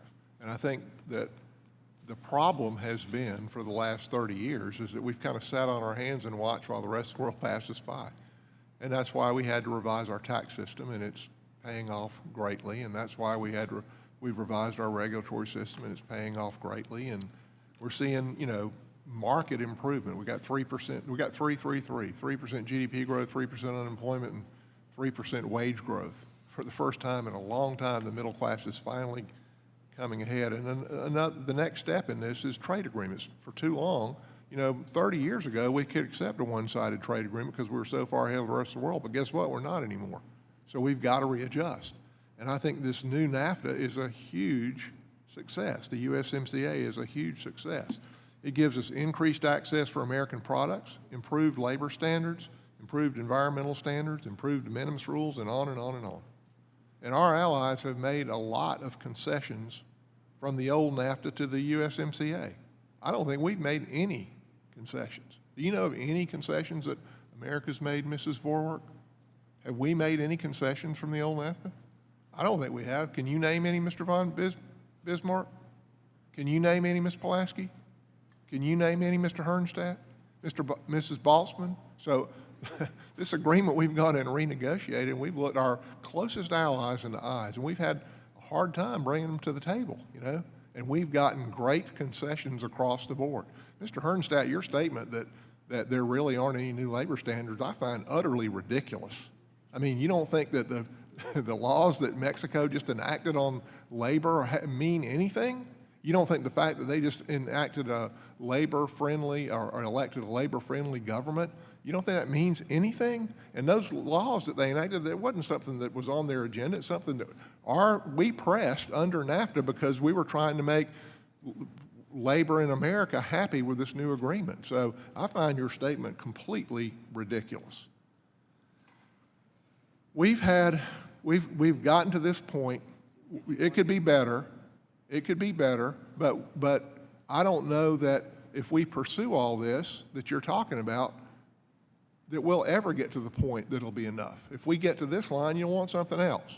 And Ms. Pulaski, you mentioned something I think may be the most important issue in this whole thing, and that is these trade agreements are often structured with great aspirations, but then they're circumvented routinely, right? That's what you said, right? So then you also mentioned the sunset provision. In other words, a look back 5 years from now is maybe a way to kind of deal with that circumvention so that maybe we can reassess and adjust. Would you kind of fill the meat in on the bones on that? I think it was actually one of my colleagues who mentioned the sunset provision, and so I'll defer to her. But in terms of the question of circumvention, which I think the current USMCA does nothing to prevent. That's why I think we need a new enforcement mechanism on labor issues. Mr. Panetta mentioned that 39 submissions have been filed under NAFTA, and not a single one of those have gone to arbitration. We need a new provision which is going to be Do you not think that a sunset sunset provision kind of gives us a chance to look at it 5 years from now and readjust and maybe fix it if some of these things hadn't worked? I'm certainly not against the sunset provision, but I didn't raise it, and I'll defer And to my colleague. do you not believe that the laws that Mexico passed on labor have any effect at all? You don't think that's a dramatic improvement? They have not been implemented, has not yet been signed. They're still open for amendment in the Mexican Senate.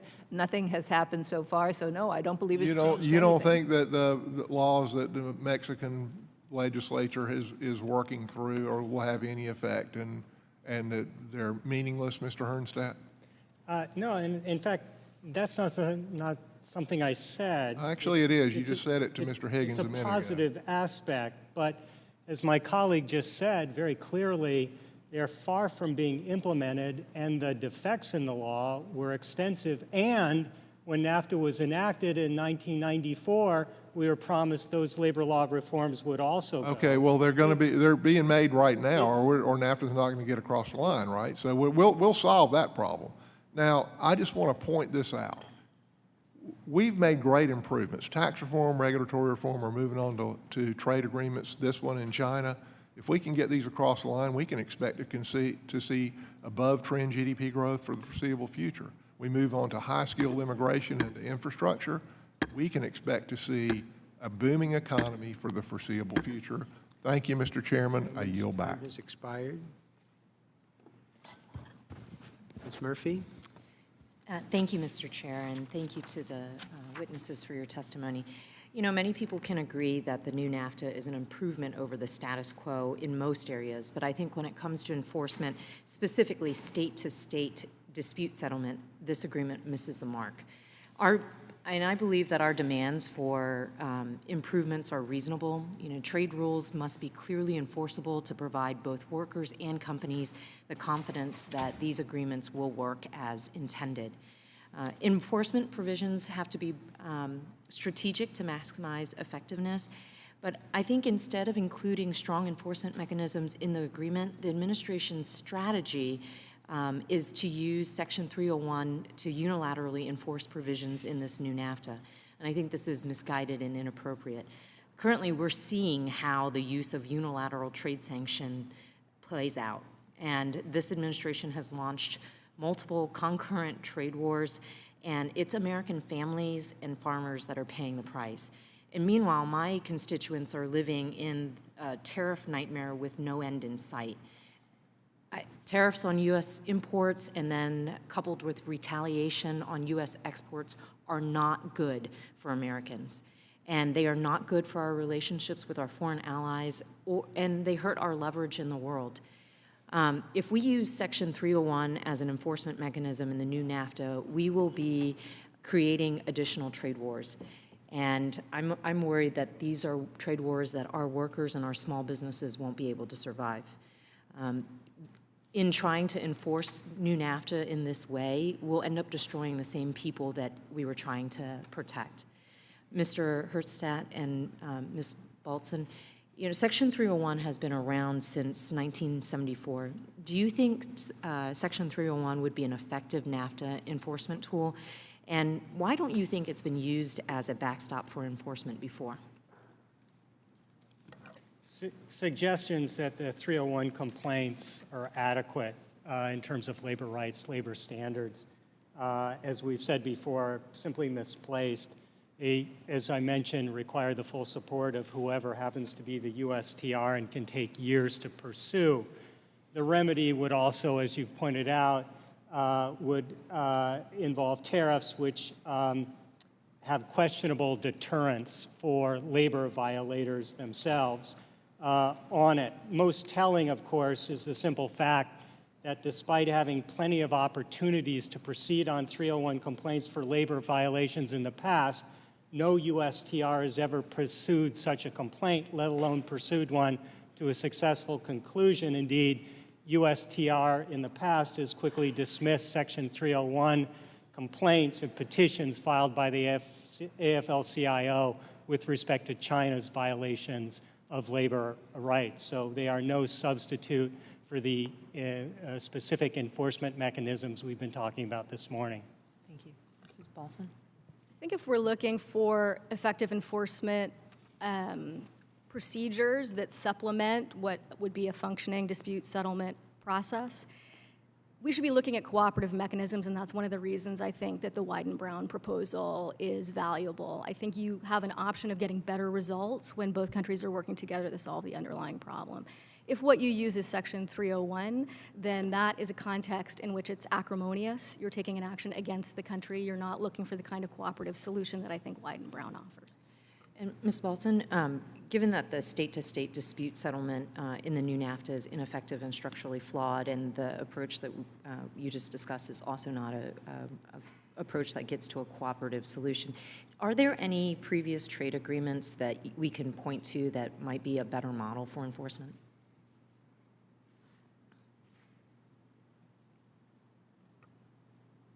I mean, I guess I would put it this way. I don't think we should consider that even a functioning dispute settlement system, the way we have in other agreements, would necessarily address the labor and environment concerns. Mm-hmm. That's sort of the heart of my testimony. I think we need extra mechanisms to address the labor and environment issues. Great. Ms. Pulaski, did you want to answer that? I agree with Ms. Balson. I think leaving the possibility of using the arbitration mechanism that's there for the entire agreement, adapting it for labor as a fallback could be an additional step taken, but without a much more direct enforcement mechanism, for example, along the lines of Brown-Wyden, I don't think you're going to have an effective enforcement of labor. So I think improve what's there, but it's not good enough. There needs to be a new mechanism. Thank you, and I yield back. Thank you. Mr. Penny? Thank you, Mr. Chairman, and thanks to all of our witnesses for sharing your testimony and for joining us today. We appreciate it. This is a very important topic. Ms. Pulaski, I wanted to follow up. You've talked a lot about Brown-Wyden and the proposal, and obviously a fundamental question to that moving forward would be having Mexico agree to that proposal. The current proposal allows for U.S. and Mexican governmental officials to conduct audits and inspect facilities suspected of violating the deal's labor standards. If Mexico won't accept the language, what other ideas do you have? Could a third party potentially conduct those? What ideas do you have on how you would move that forward? First of all, I believe that Mexico will accept the language partly based on what their ambassador has already said publicly, which is that this is not inimical to them.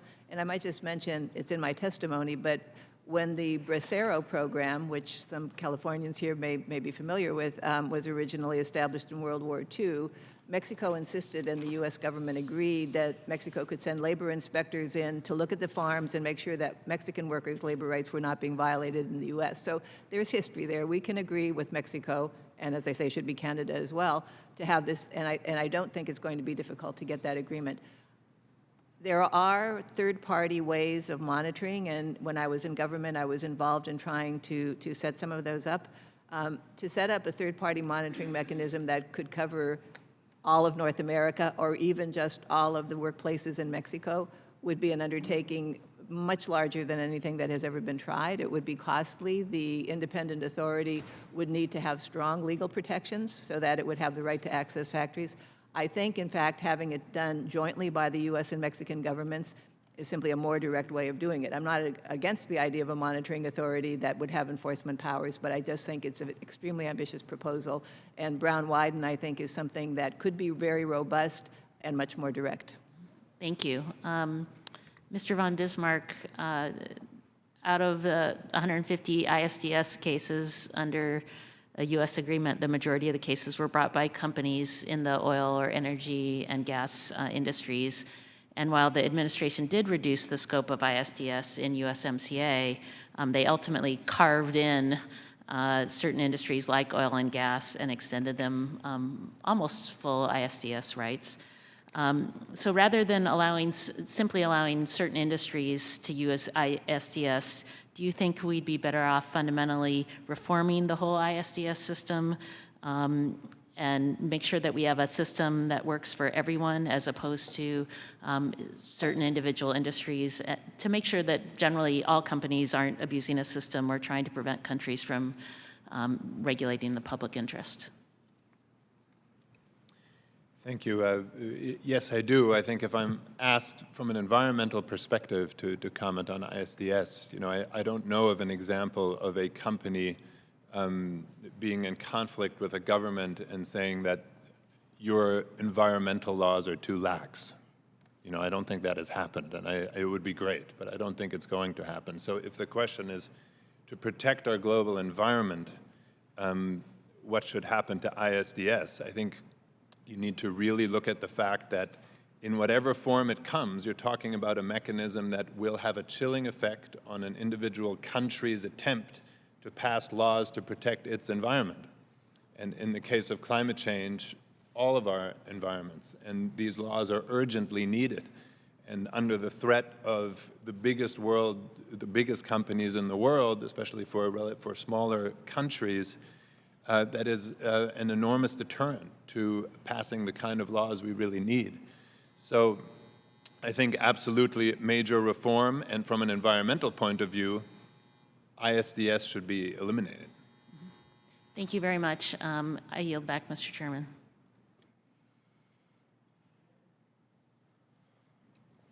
Thank you, Mr. Chairman. Quote, "We have to see that they pass the legislation, that they have the factors in place that will make sure it is implemented and that they demonstrate some commitment, sincerity," close quote. That was Speaker Pelosi on April 2nd, referring to the new labor reforms Mexico needed to pass in order to be compliant with USMCA. Democrats have used many excuses to prevent a vote on the president's trade agreement. First, they started with Mexico's labor reforms. Well, Speaker Pelosi, I have good news. On May 1st, the Mexican president signed those reforms into law. Thanks to President Trump, USMCA's labor provisions exceed what is required under TPA.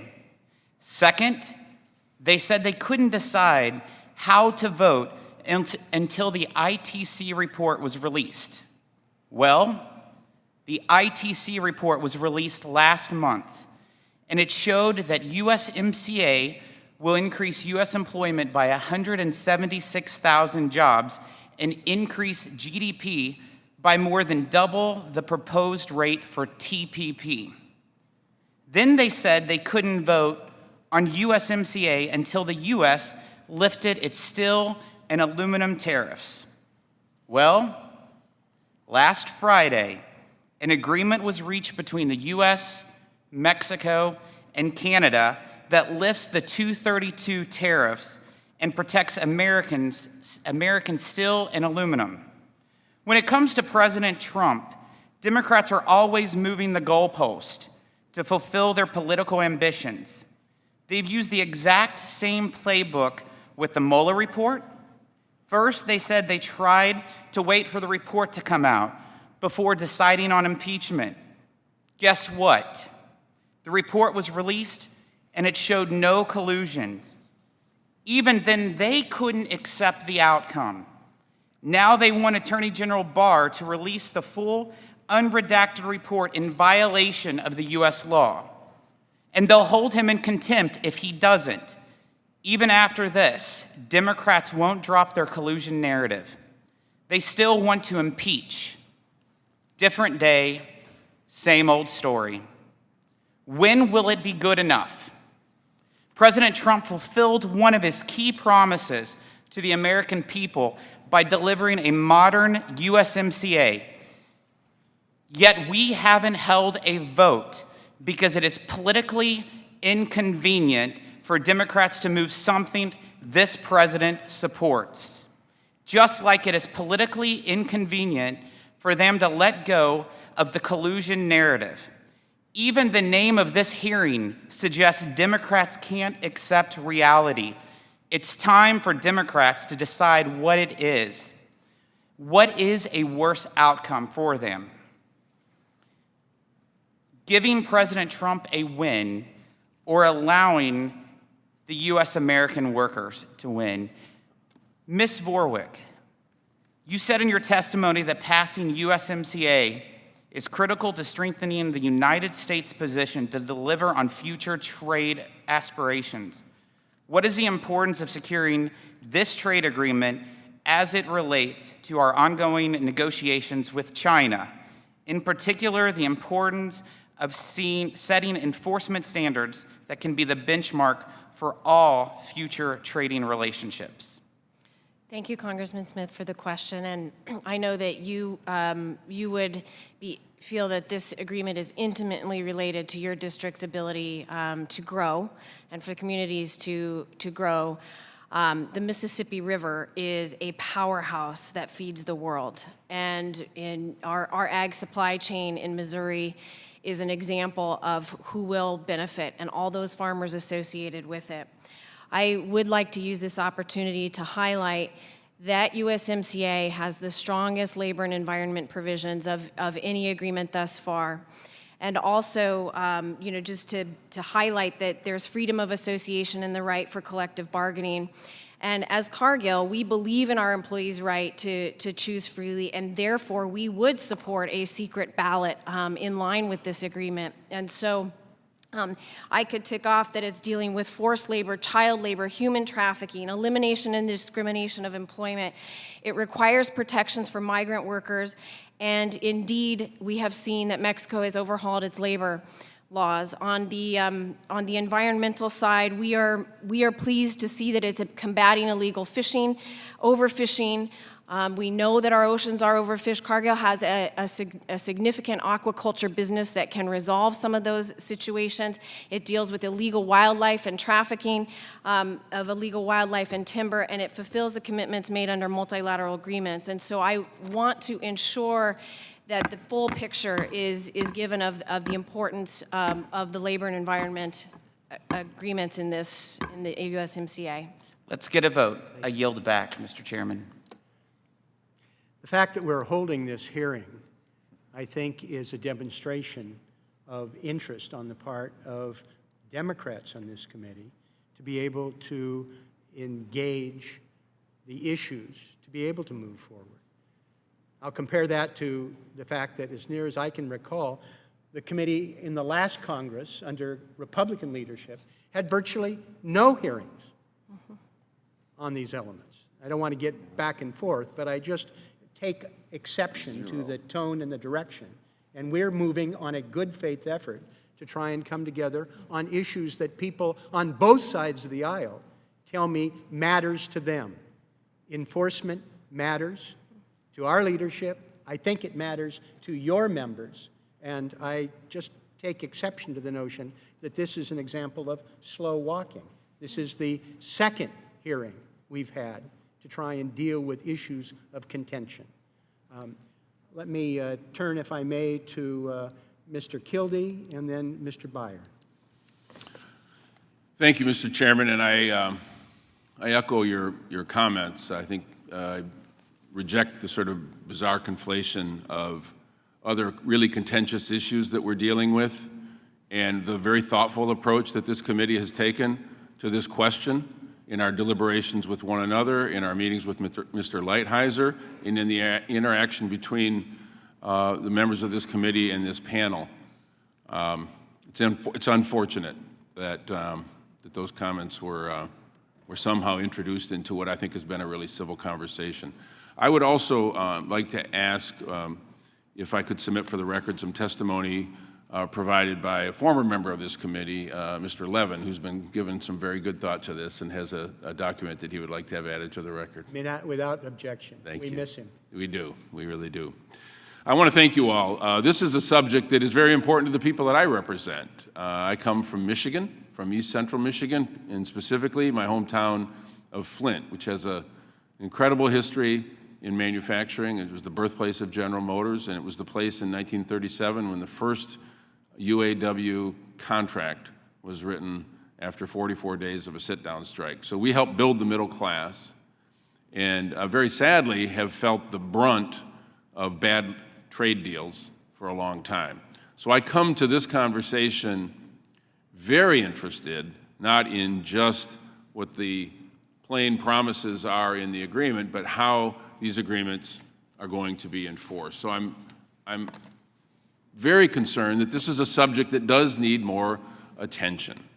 And we'd just like to pursue, this may be somewhat redundant with some of the past questions, but we'd like to pursue a bit, perhaps starting with Ms. Pulaski. So how does this new agreement's enforcement provision improve over what my community has experienced in the last couple of decades? Does it improve enforcement over what we've experienced? We heard those same promises before, by the way. We were told that this was going to be good for Mexican workers, the previous agreement. We were told that there would be robust enforcement, the previous agreement. We were told that it would not result in a net loss of jobs to Mexico, the previous agreement. And now we see Mexican workers making less than $2 an hour. Will this improve that situation substantially? Can I go home to my constituents and tell them that? Congressman, I'm afraid that the enforcement mechanism of USMCA does absolutely nothing to improve enforcement of labor rights in Mexico or throughout the North American territory. So I don't think that you can reassure your constituents of that. And that's why I think we need a new and robust enforcement mechanism, not a little bit of tweaking with what's in there, because it has not worked for 25 years.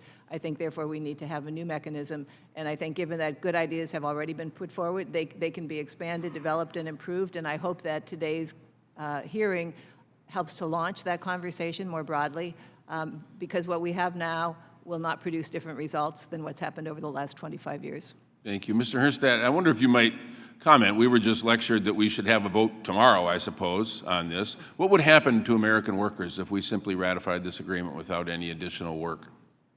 What would happen to American workers in manufacturing, for example? It would be a dreadful waste of an opportunity to get this thing right. We would continue, as my colleague has just said, with the same outsourcing that's gone on for U.S. workers, with the same abuse of rights for Mexican workers. And by the way, I do take issue with some that say this NAFTA 2.0 represents the highest labor standards of any trade agreement, because where we've been, that's not really much of a test. You could do very small things that have no effect on workers that are losing their jobs as we speak, as another plant moves to Mexico with respect to that. Thank you. And I wonder if I could just finish asking Ms. Verwerk if you could comment. I'm happy to hear you comment that you're of the belief that increased enforcement would be helpful. Would you agree that it would make sense to reopen the agreement to include stronger enforcement language in the agreement? I think what you're hearing is consensus among this panel that enforcement is important. And I also believe what you're hearing, Congressman Kildrey, is that there's an opportunity to tweak some of the enforcement mechanisms in the agreement. And So that would be, just to be clear, that would require additional negotiations and new language included in the agreement to strengthen enforcement. Is that correct? I'm not going to claim to be the legislator or the negotiator. I think what's important to say exactly how it gets done. What I am pleased by is that we're having the conversation, and we would encourage a bipartisan approach to addressing these issues on enforcement. There's some good ideas that have been put forward today across all the panelists. Thank you all, and I thank the panel very much. Thank you, Mr. Chairman. Ambassador Beyer. Thank you, Mr. Chairman. Thank you all for being here. And I'm sorry my colleague from Missouri left, because I too felt that many of those comments were completely unfair and inaccurate. You know, this has nothing to do with opposing Donald Trump, and is not political at all. In fact, this committee, with your leadership, Mr. Chairman, had sent 4 different letters to Mr. Lighthizer pointing out our specific concerns. And that was overall in the context of the steel and aluminum tariffs that Mexico, Canada, the Democratic and the Republican leadership all said needed to be lifted before we could even consider it. So the fact that these were lifted in no means takes the other 4 considerations away. And by the way, these are the exact same concerns that Democrats had with President Obama's TPP, that Democrats had with President Clinton's NAFTA. This is not about politics. I think we all want to get to yes. You just want to get to yes in a way that actually helps the American families and American workers. Ms. Balzan, during both this hearing and my conversation with stakeholders, I've heard near unanimity about the deficiency of the state-to-state dispute settlement provisions of the new NAFTA, specifically with regard to panel blocking. It doesn't seem that anybody thinks that the text as currently written is a good idea, except for a few people at 600 17th Street. Ambassador Lighthizer has argued it's important to allow parties to block the formation of panels for defensive purposes, particularly in order to prevent Canada and Mexico from challenging U.S. trade remedy laws. Ms. Balzan, do you find that argument particularly compelling? I understand where the concern is coming from. I think that's a WTO concern. We've had issues at the WTO with overreaching on trade remedies. And Canada didn't do itself any favors by bringing filing a massive complaint against the United States. So I think that's where the concerns are. I'm not sure that the solution to that problem is to actually have what is effectively a Potemkin dispute settlement chapter. Do you see a distinction between the WTO panels and the panels that would be raised in a new NAFTA? Or are they virtually the same? No, it's different, and I think a lot of the problems on the trade remedies side at the WTO have been a problem of the appellate body. Not all of them, but some of them, good number of them. And you wouldn't have an appellate body mechanism in the dispute settlement chapter of NAFTA. Ms. Pulaski, I'd mentioned earlier, I had dinner with the Mexican ambassador last night, and their landmark labor reforms, are incredibly welcome, but we still have to be sure that there's a full implementation, and that any vote we take is going to be an act of faith. What concrete signs or actions should we be looking for from Mexico in both the government and the private sectors to get a sense of the utility of these reforms and how they're actually taking place? Thank you, Congressman. Well, I am troubled by the idea that there are many reports that the Senate has already said it will allow further amendments, that the deal is not as done as it might appear to be. Once having passed, they were trying to meet a deadline, and they didn't have time to accept amendments, so they guaranteed that senators could introduce them later. So there's already that possibility of a backdoor.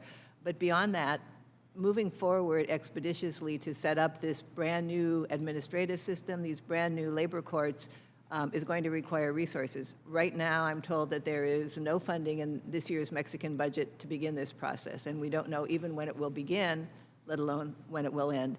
I think to rush to a vote before we have the demonstration that the law is completely finalized and that the institutions are being built and being staffed up is a very important signal, and I also think it's very important to see changes in behavior in the Mexican businesses that have been paying these below poverty wages, that have been denying workers the right to have independent unions. I think we need to see some evidence of that, partly because, as you and other members have said, there were a lot of promises when NAFTA was passed. There were a lot of promises with other trade agreements that have not come to fruition, and so I think it's important to proceed carefully and be sure that we have evidence that it's going to be different this time. Thank you.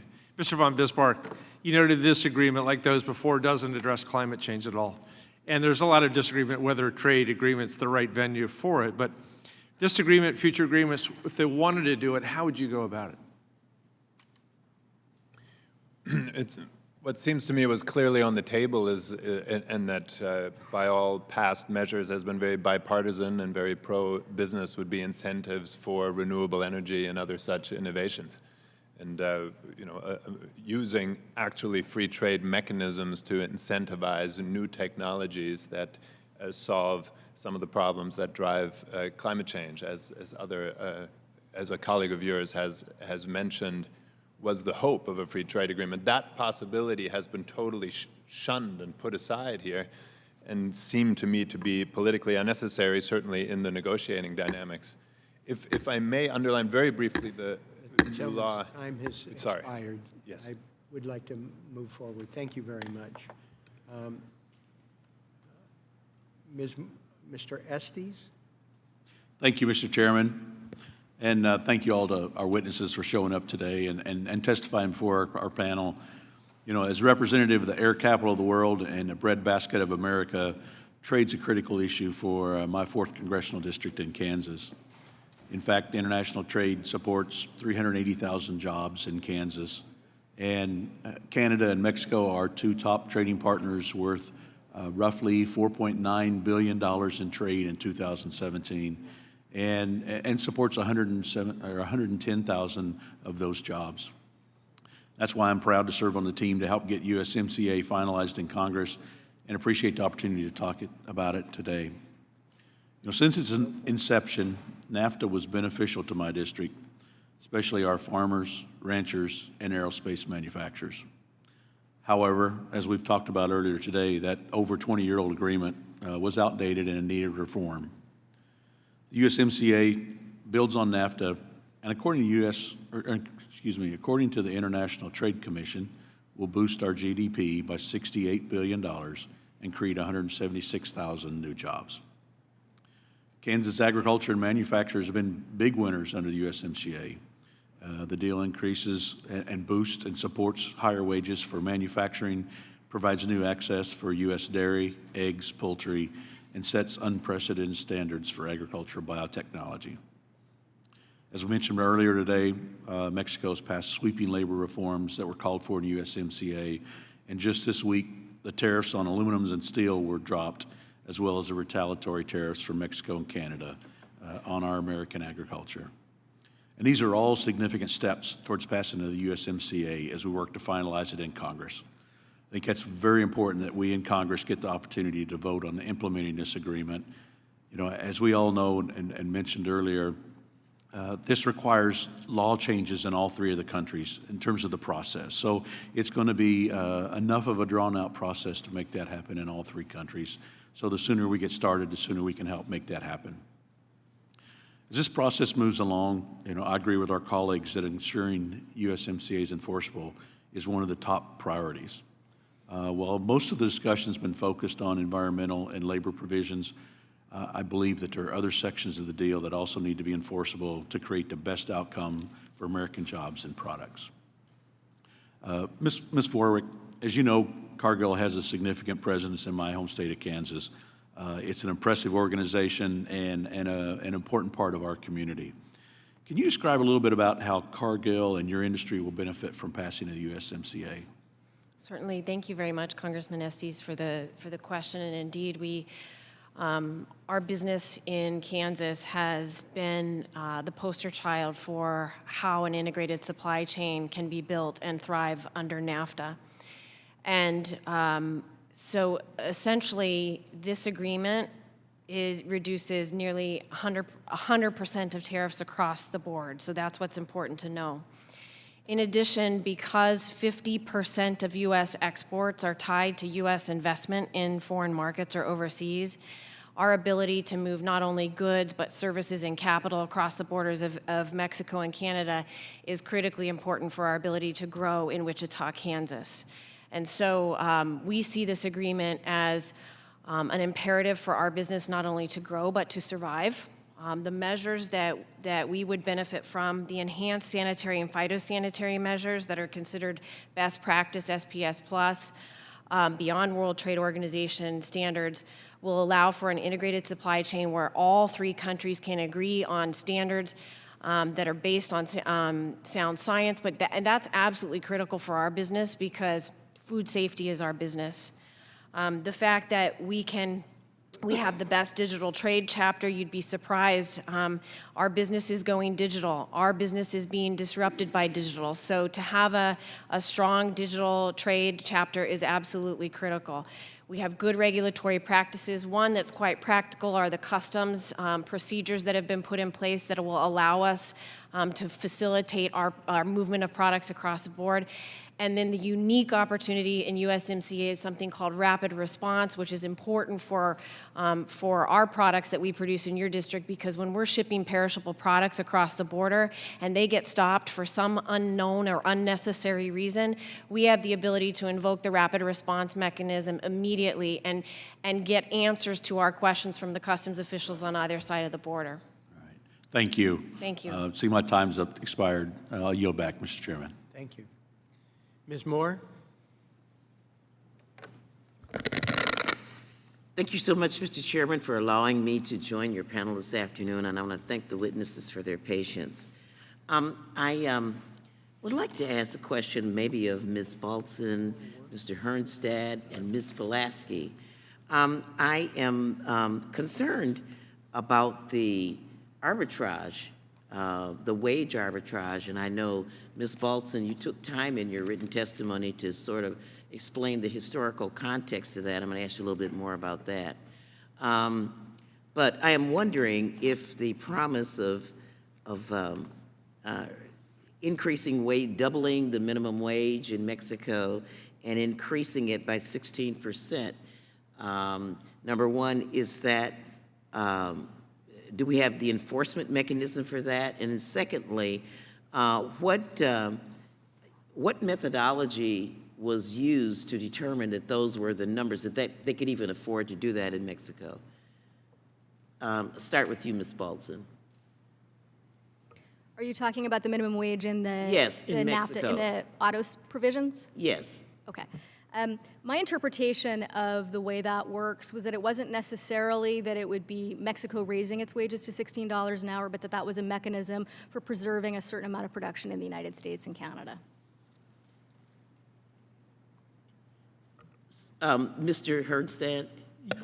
Yeah, I think there are two separate things. One is the issue of auto and the $16. One, we don't know how that's going to be calculated. We have no idea how that's going to be enforced. And it only impacts a certain amount of jobs in one industry. The way it gets calculated, if you're going to include salaried workers, if you're going to include research and development or engineers, it's a pretty easy number to hit. It's not a minimum wage. It doesn't affect other manufacturing workers. The ITC had mentioned in their report, I believe, that if all the labor reforms in Mexico were actually implemented and effective, they talked about wages going up by, I think, 17%. Okay, That's so still well, pretty low. Ms. Pulaski, I guess what I'm trying to get at, because I'm running out of time, is whether or not these are realistic sort of goals. Ms. Pulaski? Yeah. I think, Congresswoman, you referred to a 16% increase and a doubling at the border. These were increases in the Mexican minimum wage that were made by the new government when it took power in December 2018. One of their first acts was raising the minimum wage. So they did do that. Okay, thank you. So we paid like $7.35 an hour. We are, my state recently became a right-to-work state. So are we trying to insert things, let me ask Mr. Hernstadt, in our agreements that we aren't able to hold here? This is a fair question, I think. Yeah, I think it's an excellent question. And of course, we always say honoring international human rights begins at home on that. And if we're talking about $15 an hour for minimum wage, that's something that we need to go for. But even if you increase minimum wage in Mexico, you've got an awful, awful long way to go to make it competitive with workers in Wisconsin and elsewhere. Okay, thank you. Let me ask you about the state-to-state negotiation process and the Brown-Wyden initiative. I guess what I would like to know is that who's really standing up this state-to-state negotiation that we have seen not working? Is it our United States business community? Is it our government? Who would you say is really insisting on this provision? Go on. Go for it, Ms. Pulaski. Yeah. In terms of why the state-to-state existing arbitration mechanism, which was in NAFTA, which has been in all of our trade agreements, which is still in USMCA, why doesn't it work? The notion, as I mentioned before, of deferring to private sector arbitrators, many of whom are trade lawyers or don't have public interest at heart, that they would make the final decision about whether countries are respecting workers' rights so that we can have an upward convergence of wages and labor standards. This is a commercial business decision. It's not the way that we should solve this problem. And in terms of the Brown-Wyden, it's a way to get much more directly involved with stakeholders being able to identify specific factories that are violating labor laws and then get the U.S. and Mexico, in the case of bilateral agreement, to go in and look at those factories on the ground, hands-on. I think that's a much more effective way of dealing with labor rights as opposed to commercial disputes. Thank you so much, and thank you, Mr. Chairman, again for your indulgence in allowing me to participate. I yield back. We appreciate you and our other colleagues joining us to be part of the panel. I'll turn to Mr. LaHood. Thank you, Mr. Chairman, and I want to also thank the witnesses for being here today for your valuable testimony on this important topic. As I think about the new USMCA and I think about my state of Illinois and the district that I represent, about a third of the products we grow, produce, and manufacture in Illinois go to Mexico or Canada. 98% of the corn that Mexico imports comes from the United States, much of it from the Midwest. And I look at the economic opportunities and the jobs that have been created with NAFTA and now under new USMCA. And it is a win for workers, it's a win for economic opportunities, and it's a win for Illinois, whether you're in manufacturing, whether you're in ag, whether you're in services, whether you're in technology. You look at these 24 chapters and how they were negotiated, this is a strong agreement. This is good for America. And if you put politics aside, this should pass overwhelmingly. And I guess as I hear a number of the witnesses talk about, particularly on labor and environment, what should be and the standards that we should raise, You know, I go back and look at, under the Obama administration, we had the Colombia Free Trade Agreement, we had the South Korea Free Trade Agreement. As I look at those standards in there and the enforcement, this is stronger on both of those provisions, on labor and environment. Stronger provisions, stronger enforcement, negotiated under the Obama administration, passed by this Congress. And so I look at what the ask is here by a number of these witnesses, and it appears to me in some ways we're moving the goalposts on what we want to do here. And I guess that's a bit frustrating for me when I look at the economic opportunities that we have before us here. And I guess as I look at the higher standards that are included in USMCA, Ms. Vorwerk, I would ask you, your familiarity with Colombia and South Korea and the enforcement mechanism we have here, can you comment on that? Yeah, thank you, Congressman LaHood, for the question. And you're right in that this is the most comprehensive agreement as it relates to the commercial aspects, the labor aspects, and the environmental aspects in comparison to the other agreements ahead of time that you've mentioned.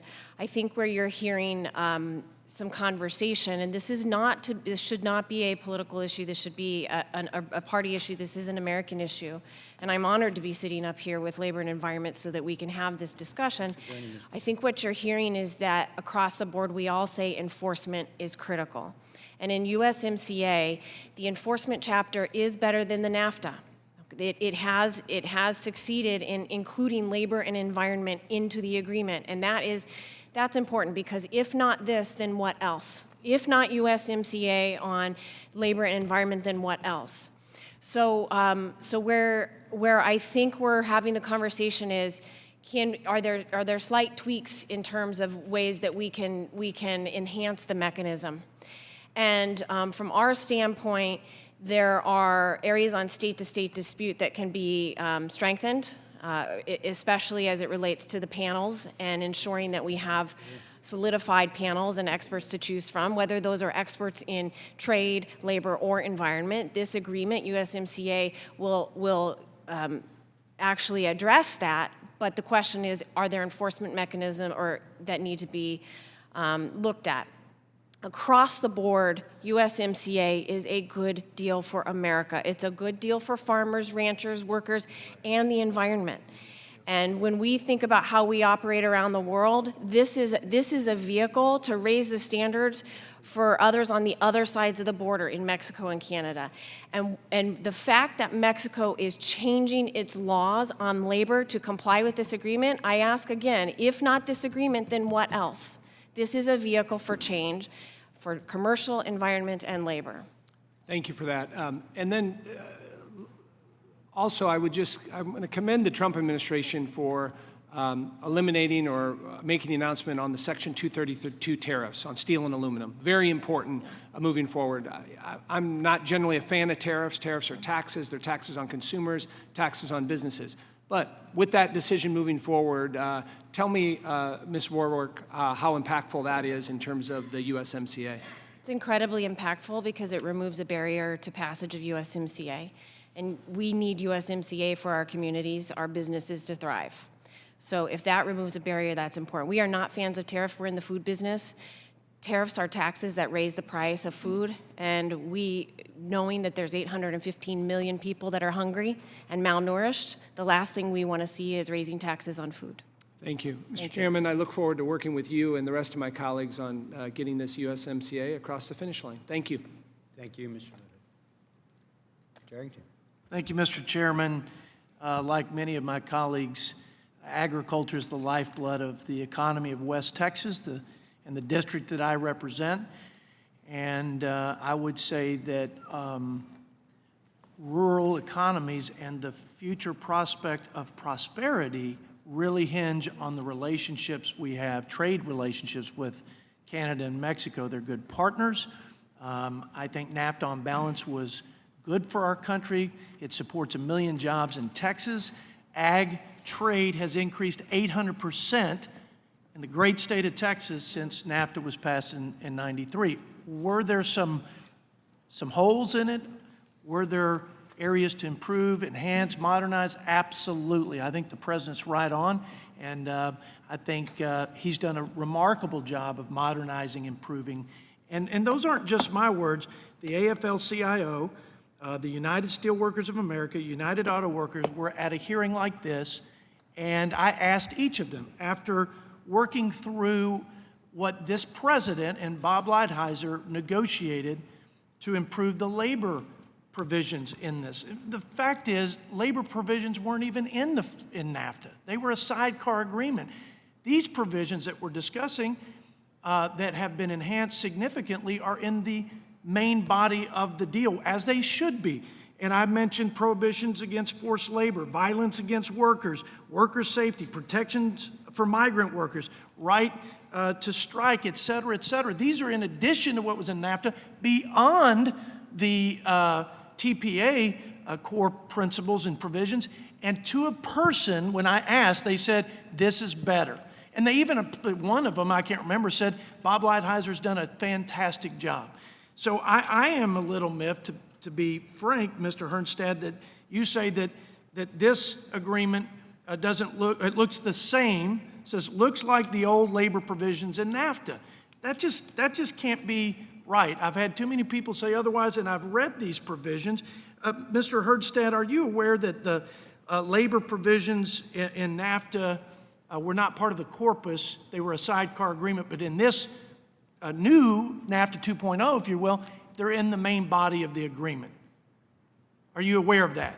Yeah, very The difference. much. And would you say that's an improvement? I would say... Just a quick answer.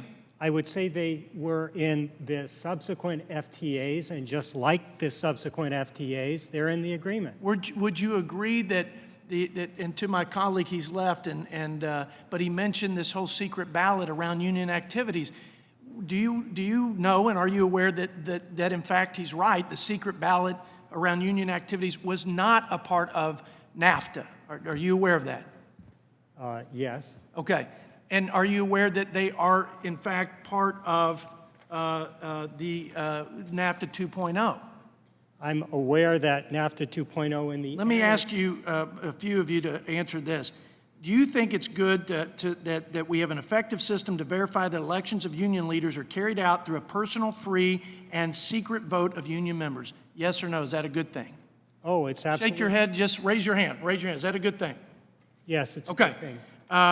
Do you think it's a good thing to provide in labor laws union representative challenges are carried out by labor courts through a secret ballot vote? Do you think that's a good thing? I think it's a step forward. Do you think that revisions on salary and working conditions, et cetera, are carried out by secret votes a good thing? Look, that's all in the new NAFTA 2.0. That my colleague was saying he had a fundamental problem, and I respect his passion and his sincerity on this, but it's in it. So it has to be improved, and I think it's significantly improved. So I do think, and I share my colleague's concerns about, are we going to politicize this like we do everything else here? And Mr. Chairman, both sides are guilty of that, okay? But let's do this. Let's do this for America. Let's give our country some confidence that we can actually look at a good deal when we see it and get it done and help our workers, our economy, and so on. Let me end with this, because climate change and a provision for climate change was mentioned by one of my colleagues. Let me see, my Cargill colleague, Denvery, is that how you say your name? Yes. What would, y'all deal in cows, I think 4,500 cows a day are processed in the Friona, Texas plant. What would happen in the Green New Deal if it were eliminated, if we eliminated cows? What would happen to your business? The gentleman's time is Our expired. business is The gentleman's time is processing expired. cattle. Mr. Chairman, would you let her answer that question, please? Just ask if she could answer that question. Well, I would like to have you extend the same courtesy to Mr. Hernstad, to whom you asked a question and wouldn't allow him to answer your question. I will. I'll And extend I'm going that. to, at the end of this hearing, Okay. I'm going to give him an opportunity Good. to actually answer the question that Sure. you wouldn't allow him. Take another 15 seconds, if you wish. We're extending our patience Thank you. to people who aren't. Thank you, Mr. Chairman. Thank you, Chairman. If we were not able to be in the beef business, then our beef business would not exist. So I think the question was, what would happen if we weren't allowed to produce and process cattle? It's an important part of our American economy, and there would be massive job losses. Thank you, Mr. Chairman. Mr. Hernstead, you want to do it now, or do you want to do it at the conclusion of the hearing to allow him to answer your question? Absolutely, and my apologies if I cut you off. I've got a minimal amount of time to get these questions, and please elaborate. Well, thank you, Mr. Chair. Of course, the annex is a step in the right directions, but it means absolutely nothing if Mexico's laws don't really change. And as my colleague already pointed out, the labor law reforms have just been announced. There is no funding mechanism. There are over 500,000 protection contracts that have to be reviewed. My understanding of the reform legislation is that it'll take 4 years to take place, and experts say that is not nearly the amount of time to not only fund a program, set up the program, make sure that free and fair elections take place with a secret ballot, but that protection unions and protection collective bargaining agreements are eliminated, and a culture that's pervasive that permits this type of labor relations becomes eliminated through education and proper implementation. Thank you. I agree. Enforcement's an important part of it. Mr. Ferguson? Thank you. Thank you, Mr. Chairman, and thanks to all of y'all for taking time to be with us today. I think I've got a pretty unique perspective on trade. I'm from an area in West Georgia that following NAFTA, we saw the exodus of about 35,000 textile jobs. And we learned an awful lot about trade agreements and what's good in them and what's bad in them. And one of the things that we found in all of that is that when you try to use a trade deal to simply save one industry or one sector, you wind up failing in that. The things that have to happen is that you have to take care of your business at home first. You have to have the right tax environment, the right regulatory environment, and the right education environment. And so what we have seen and what we had to do at the local level is what the federal government had failed to do for so long, which is to address the tax environment, to address the regulatory environment, make strategic investments in infrastructure, and be profoundly innovative in education. Now that we're seeing that happen at the federal level, look at what's happening across the country. Our economy is booming. Wages are up significantly, particularly for those under in the lower half of the wage scale. We are seeing demand for workers go up. Wages are rising. We're seeing more and more opportunities, and this is giving us the momentum that we need to invest in infrastructure to keep this going. I say all of this to say that it is vitally important that we get this trade agreement done. Because of all the conversations that we've had and talking about enforcement and fairness to workers and making sure that the American worker is protected and has the best opportunity, I agree completely with that. But here's the thing. If we don't do this, if we don't get this trade deal done, then it puts the American worker in jeopardy. And I will tell you something, coming from a community that lost all of those jobs, I can tell you how important every single one of those jobs is. And we can continue to push and innovate, and we can continue to do great things. But if we do not have certainty, and our business community cannot make strategic investments for the long haul because of uncertainty in these trade agreements, then it is going to hurt all workers, whether you are in a pro-labor state or whether you're in a right-to-work state. We have to have these agreements in place. And I encourage each of these members to push this to the top so that we will actually have a vote here.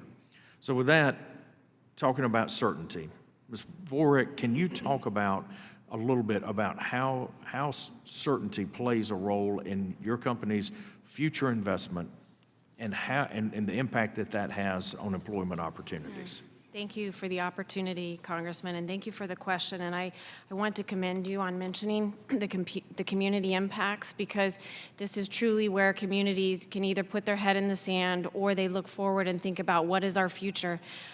Trade is something that facilitates growth in communities. There are winners and losers, But at the end of the day, there's so much more going on around us, like technology and other disruptions. And trade is actually something that will keep a lifeline to the 95% of consumers that are outside the U.S.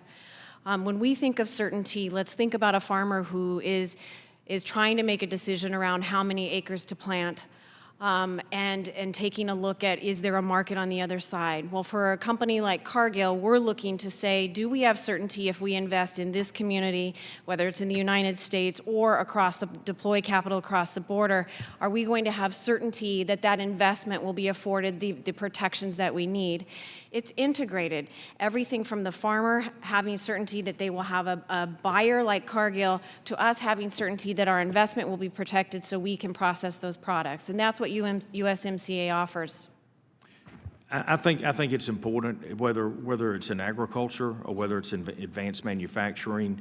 The automotive industry is huge in my district. Kia Motors Manufacturing, Georgia, has a plant there, have a supply chain across both global lines, both in Canada and Mexico. It is important that those are held intact and that they are able to continue to produce cars, hire American workers, and our community can continue to thrive. Thank you. And with that, Mr. Chairman, I want to make one final comment. I am glad to hear that members on both sides of the aisle and our panelists all agree that enforcement of laws is important and enforcement of this agreement is important, and I hope that they will make that commitment to all laws here in the U.S. And with that, I yield back.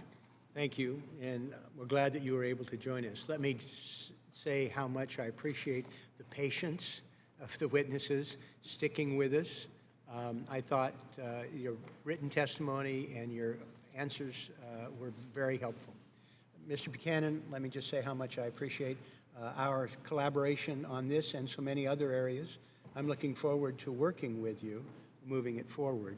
And let me just say that the subcommittee has been working to be able to achieve clarity so that we can move forward in a way that people feel comfortable voting for it. This is not going to be jammed through the subcommittee. It's not going to be jammed through the full committee. And I'm quite confident that it's not going to be jammed through the House. We have clarified 4 specific areas after great interaction, at least with people on our sides of the aisle, to find out what is necessary to have the degree of comfort, to clarify things that need to be clarified so we know what we're getting into.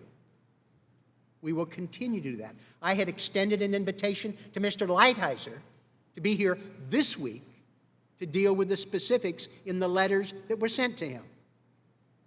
And I look forward to that happening. Last but not least, I hope that we can conduct these hearings in a way that are respectful to one another. If people want to make a speech, they've got their 5 minutes and they can make a speech. But I would hope that if we're going to ask questions to witnesses, that we have the courtesy to at least let them answer questions that are put to them and not pose problems and put them in an awkward position where they're not being able to answer fully and accurately. And I will work hard with Mr. Buchanan to have a tone of civility and productivity to be able to work this through. The same way that we've extended the courtesy of joining us to people who aren't members of the subcommittee, because I think that adds to the process. And anybody who's got suggestions to do it better, I'm open. And I think Mr. Buchanan is as well, and we're going to move forward as expeditiously as we can. It isn't the only thing that the subcommittee or the committee is dealing with, but it's important, and we're committed to doing it right. Thank you again for joining us, for your patience, and adding really important information that helped this member, and I think the other members of the subcommittee as well. Vern, do you have any concluding observations? Well, let me just first and foremost thank all of our witnesses for your patience. I think we're all interested in this enforcement because it's a big issue. I was in business for 30 years before I got in this business, and an agreement's only as good as the parties involved, but you've got to have the enforcement capability. And I also do look forward, we co-chair 2 other committees together.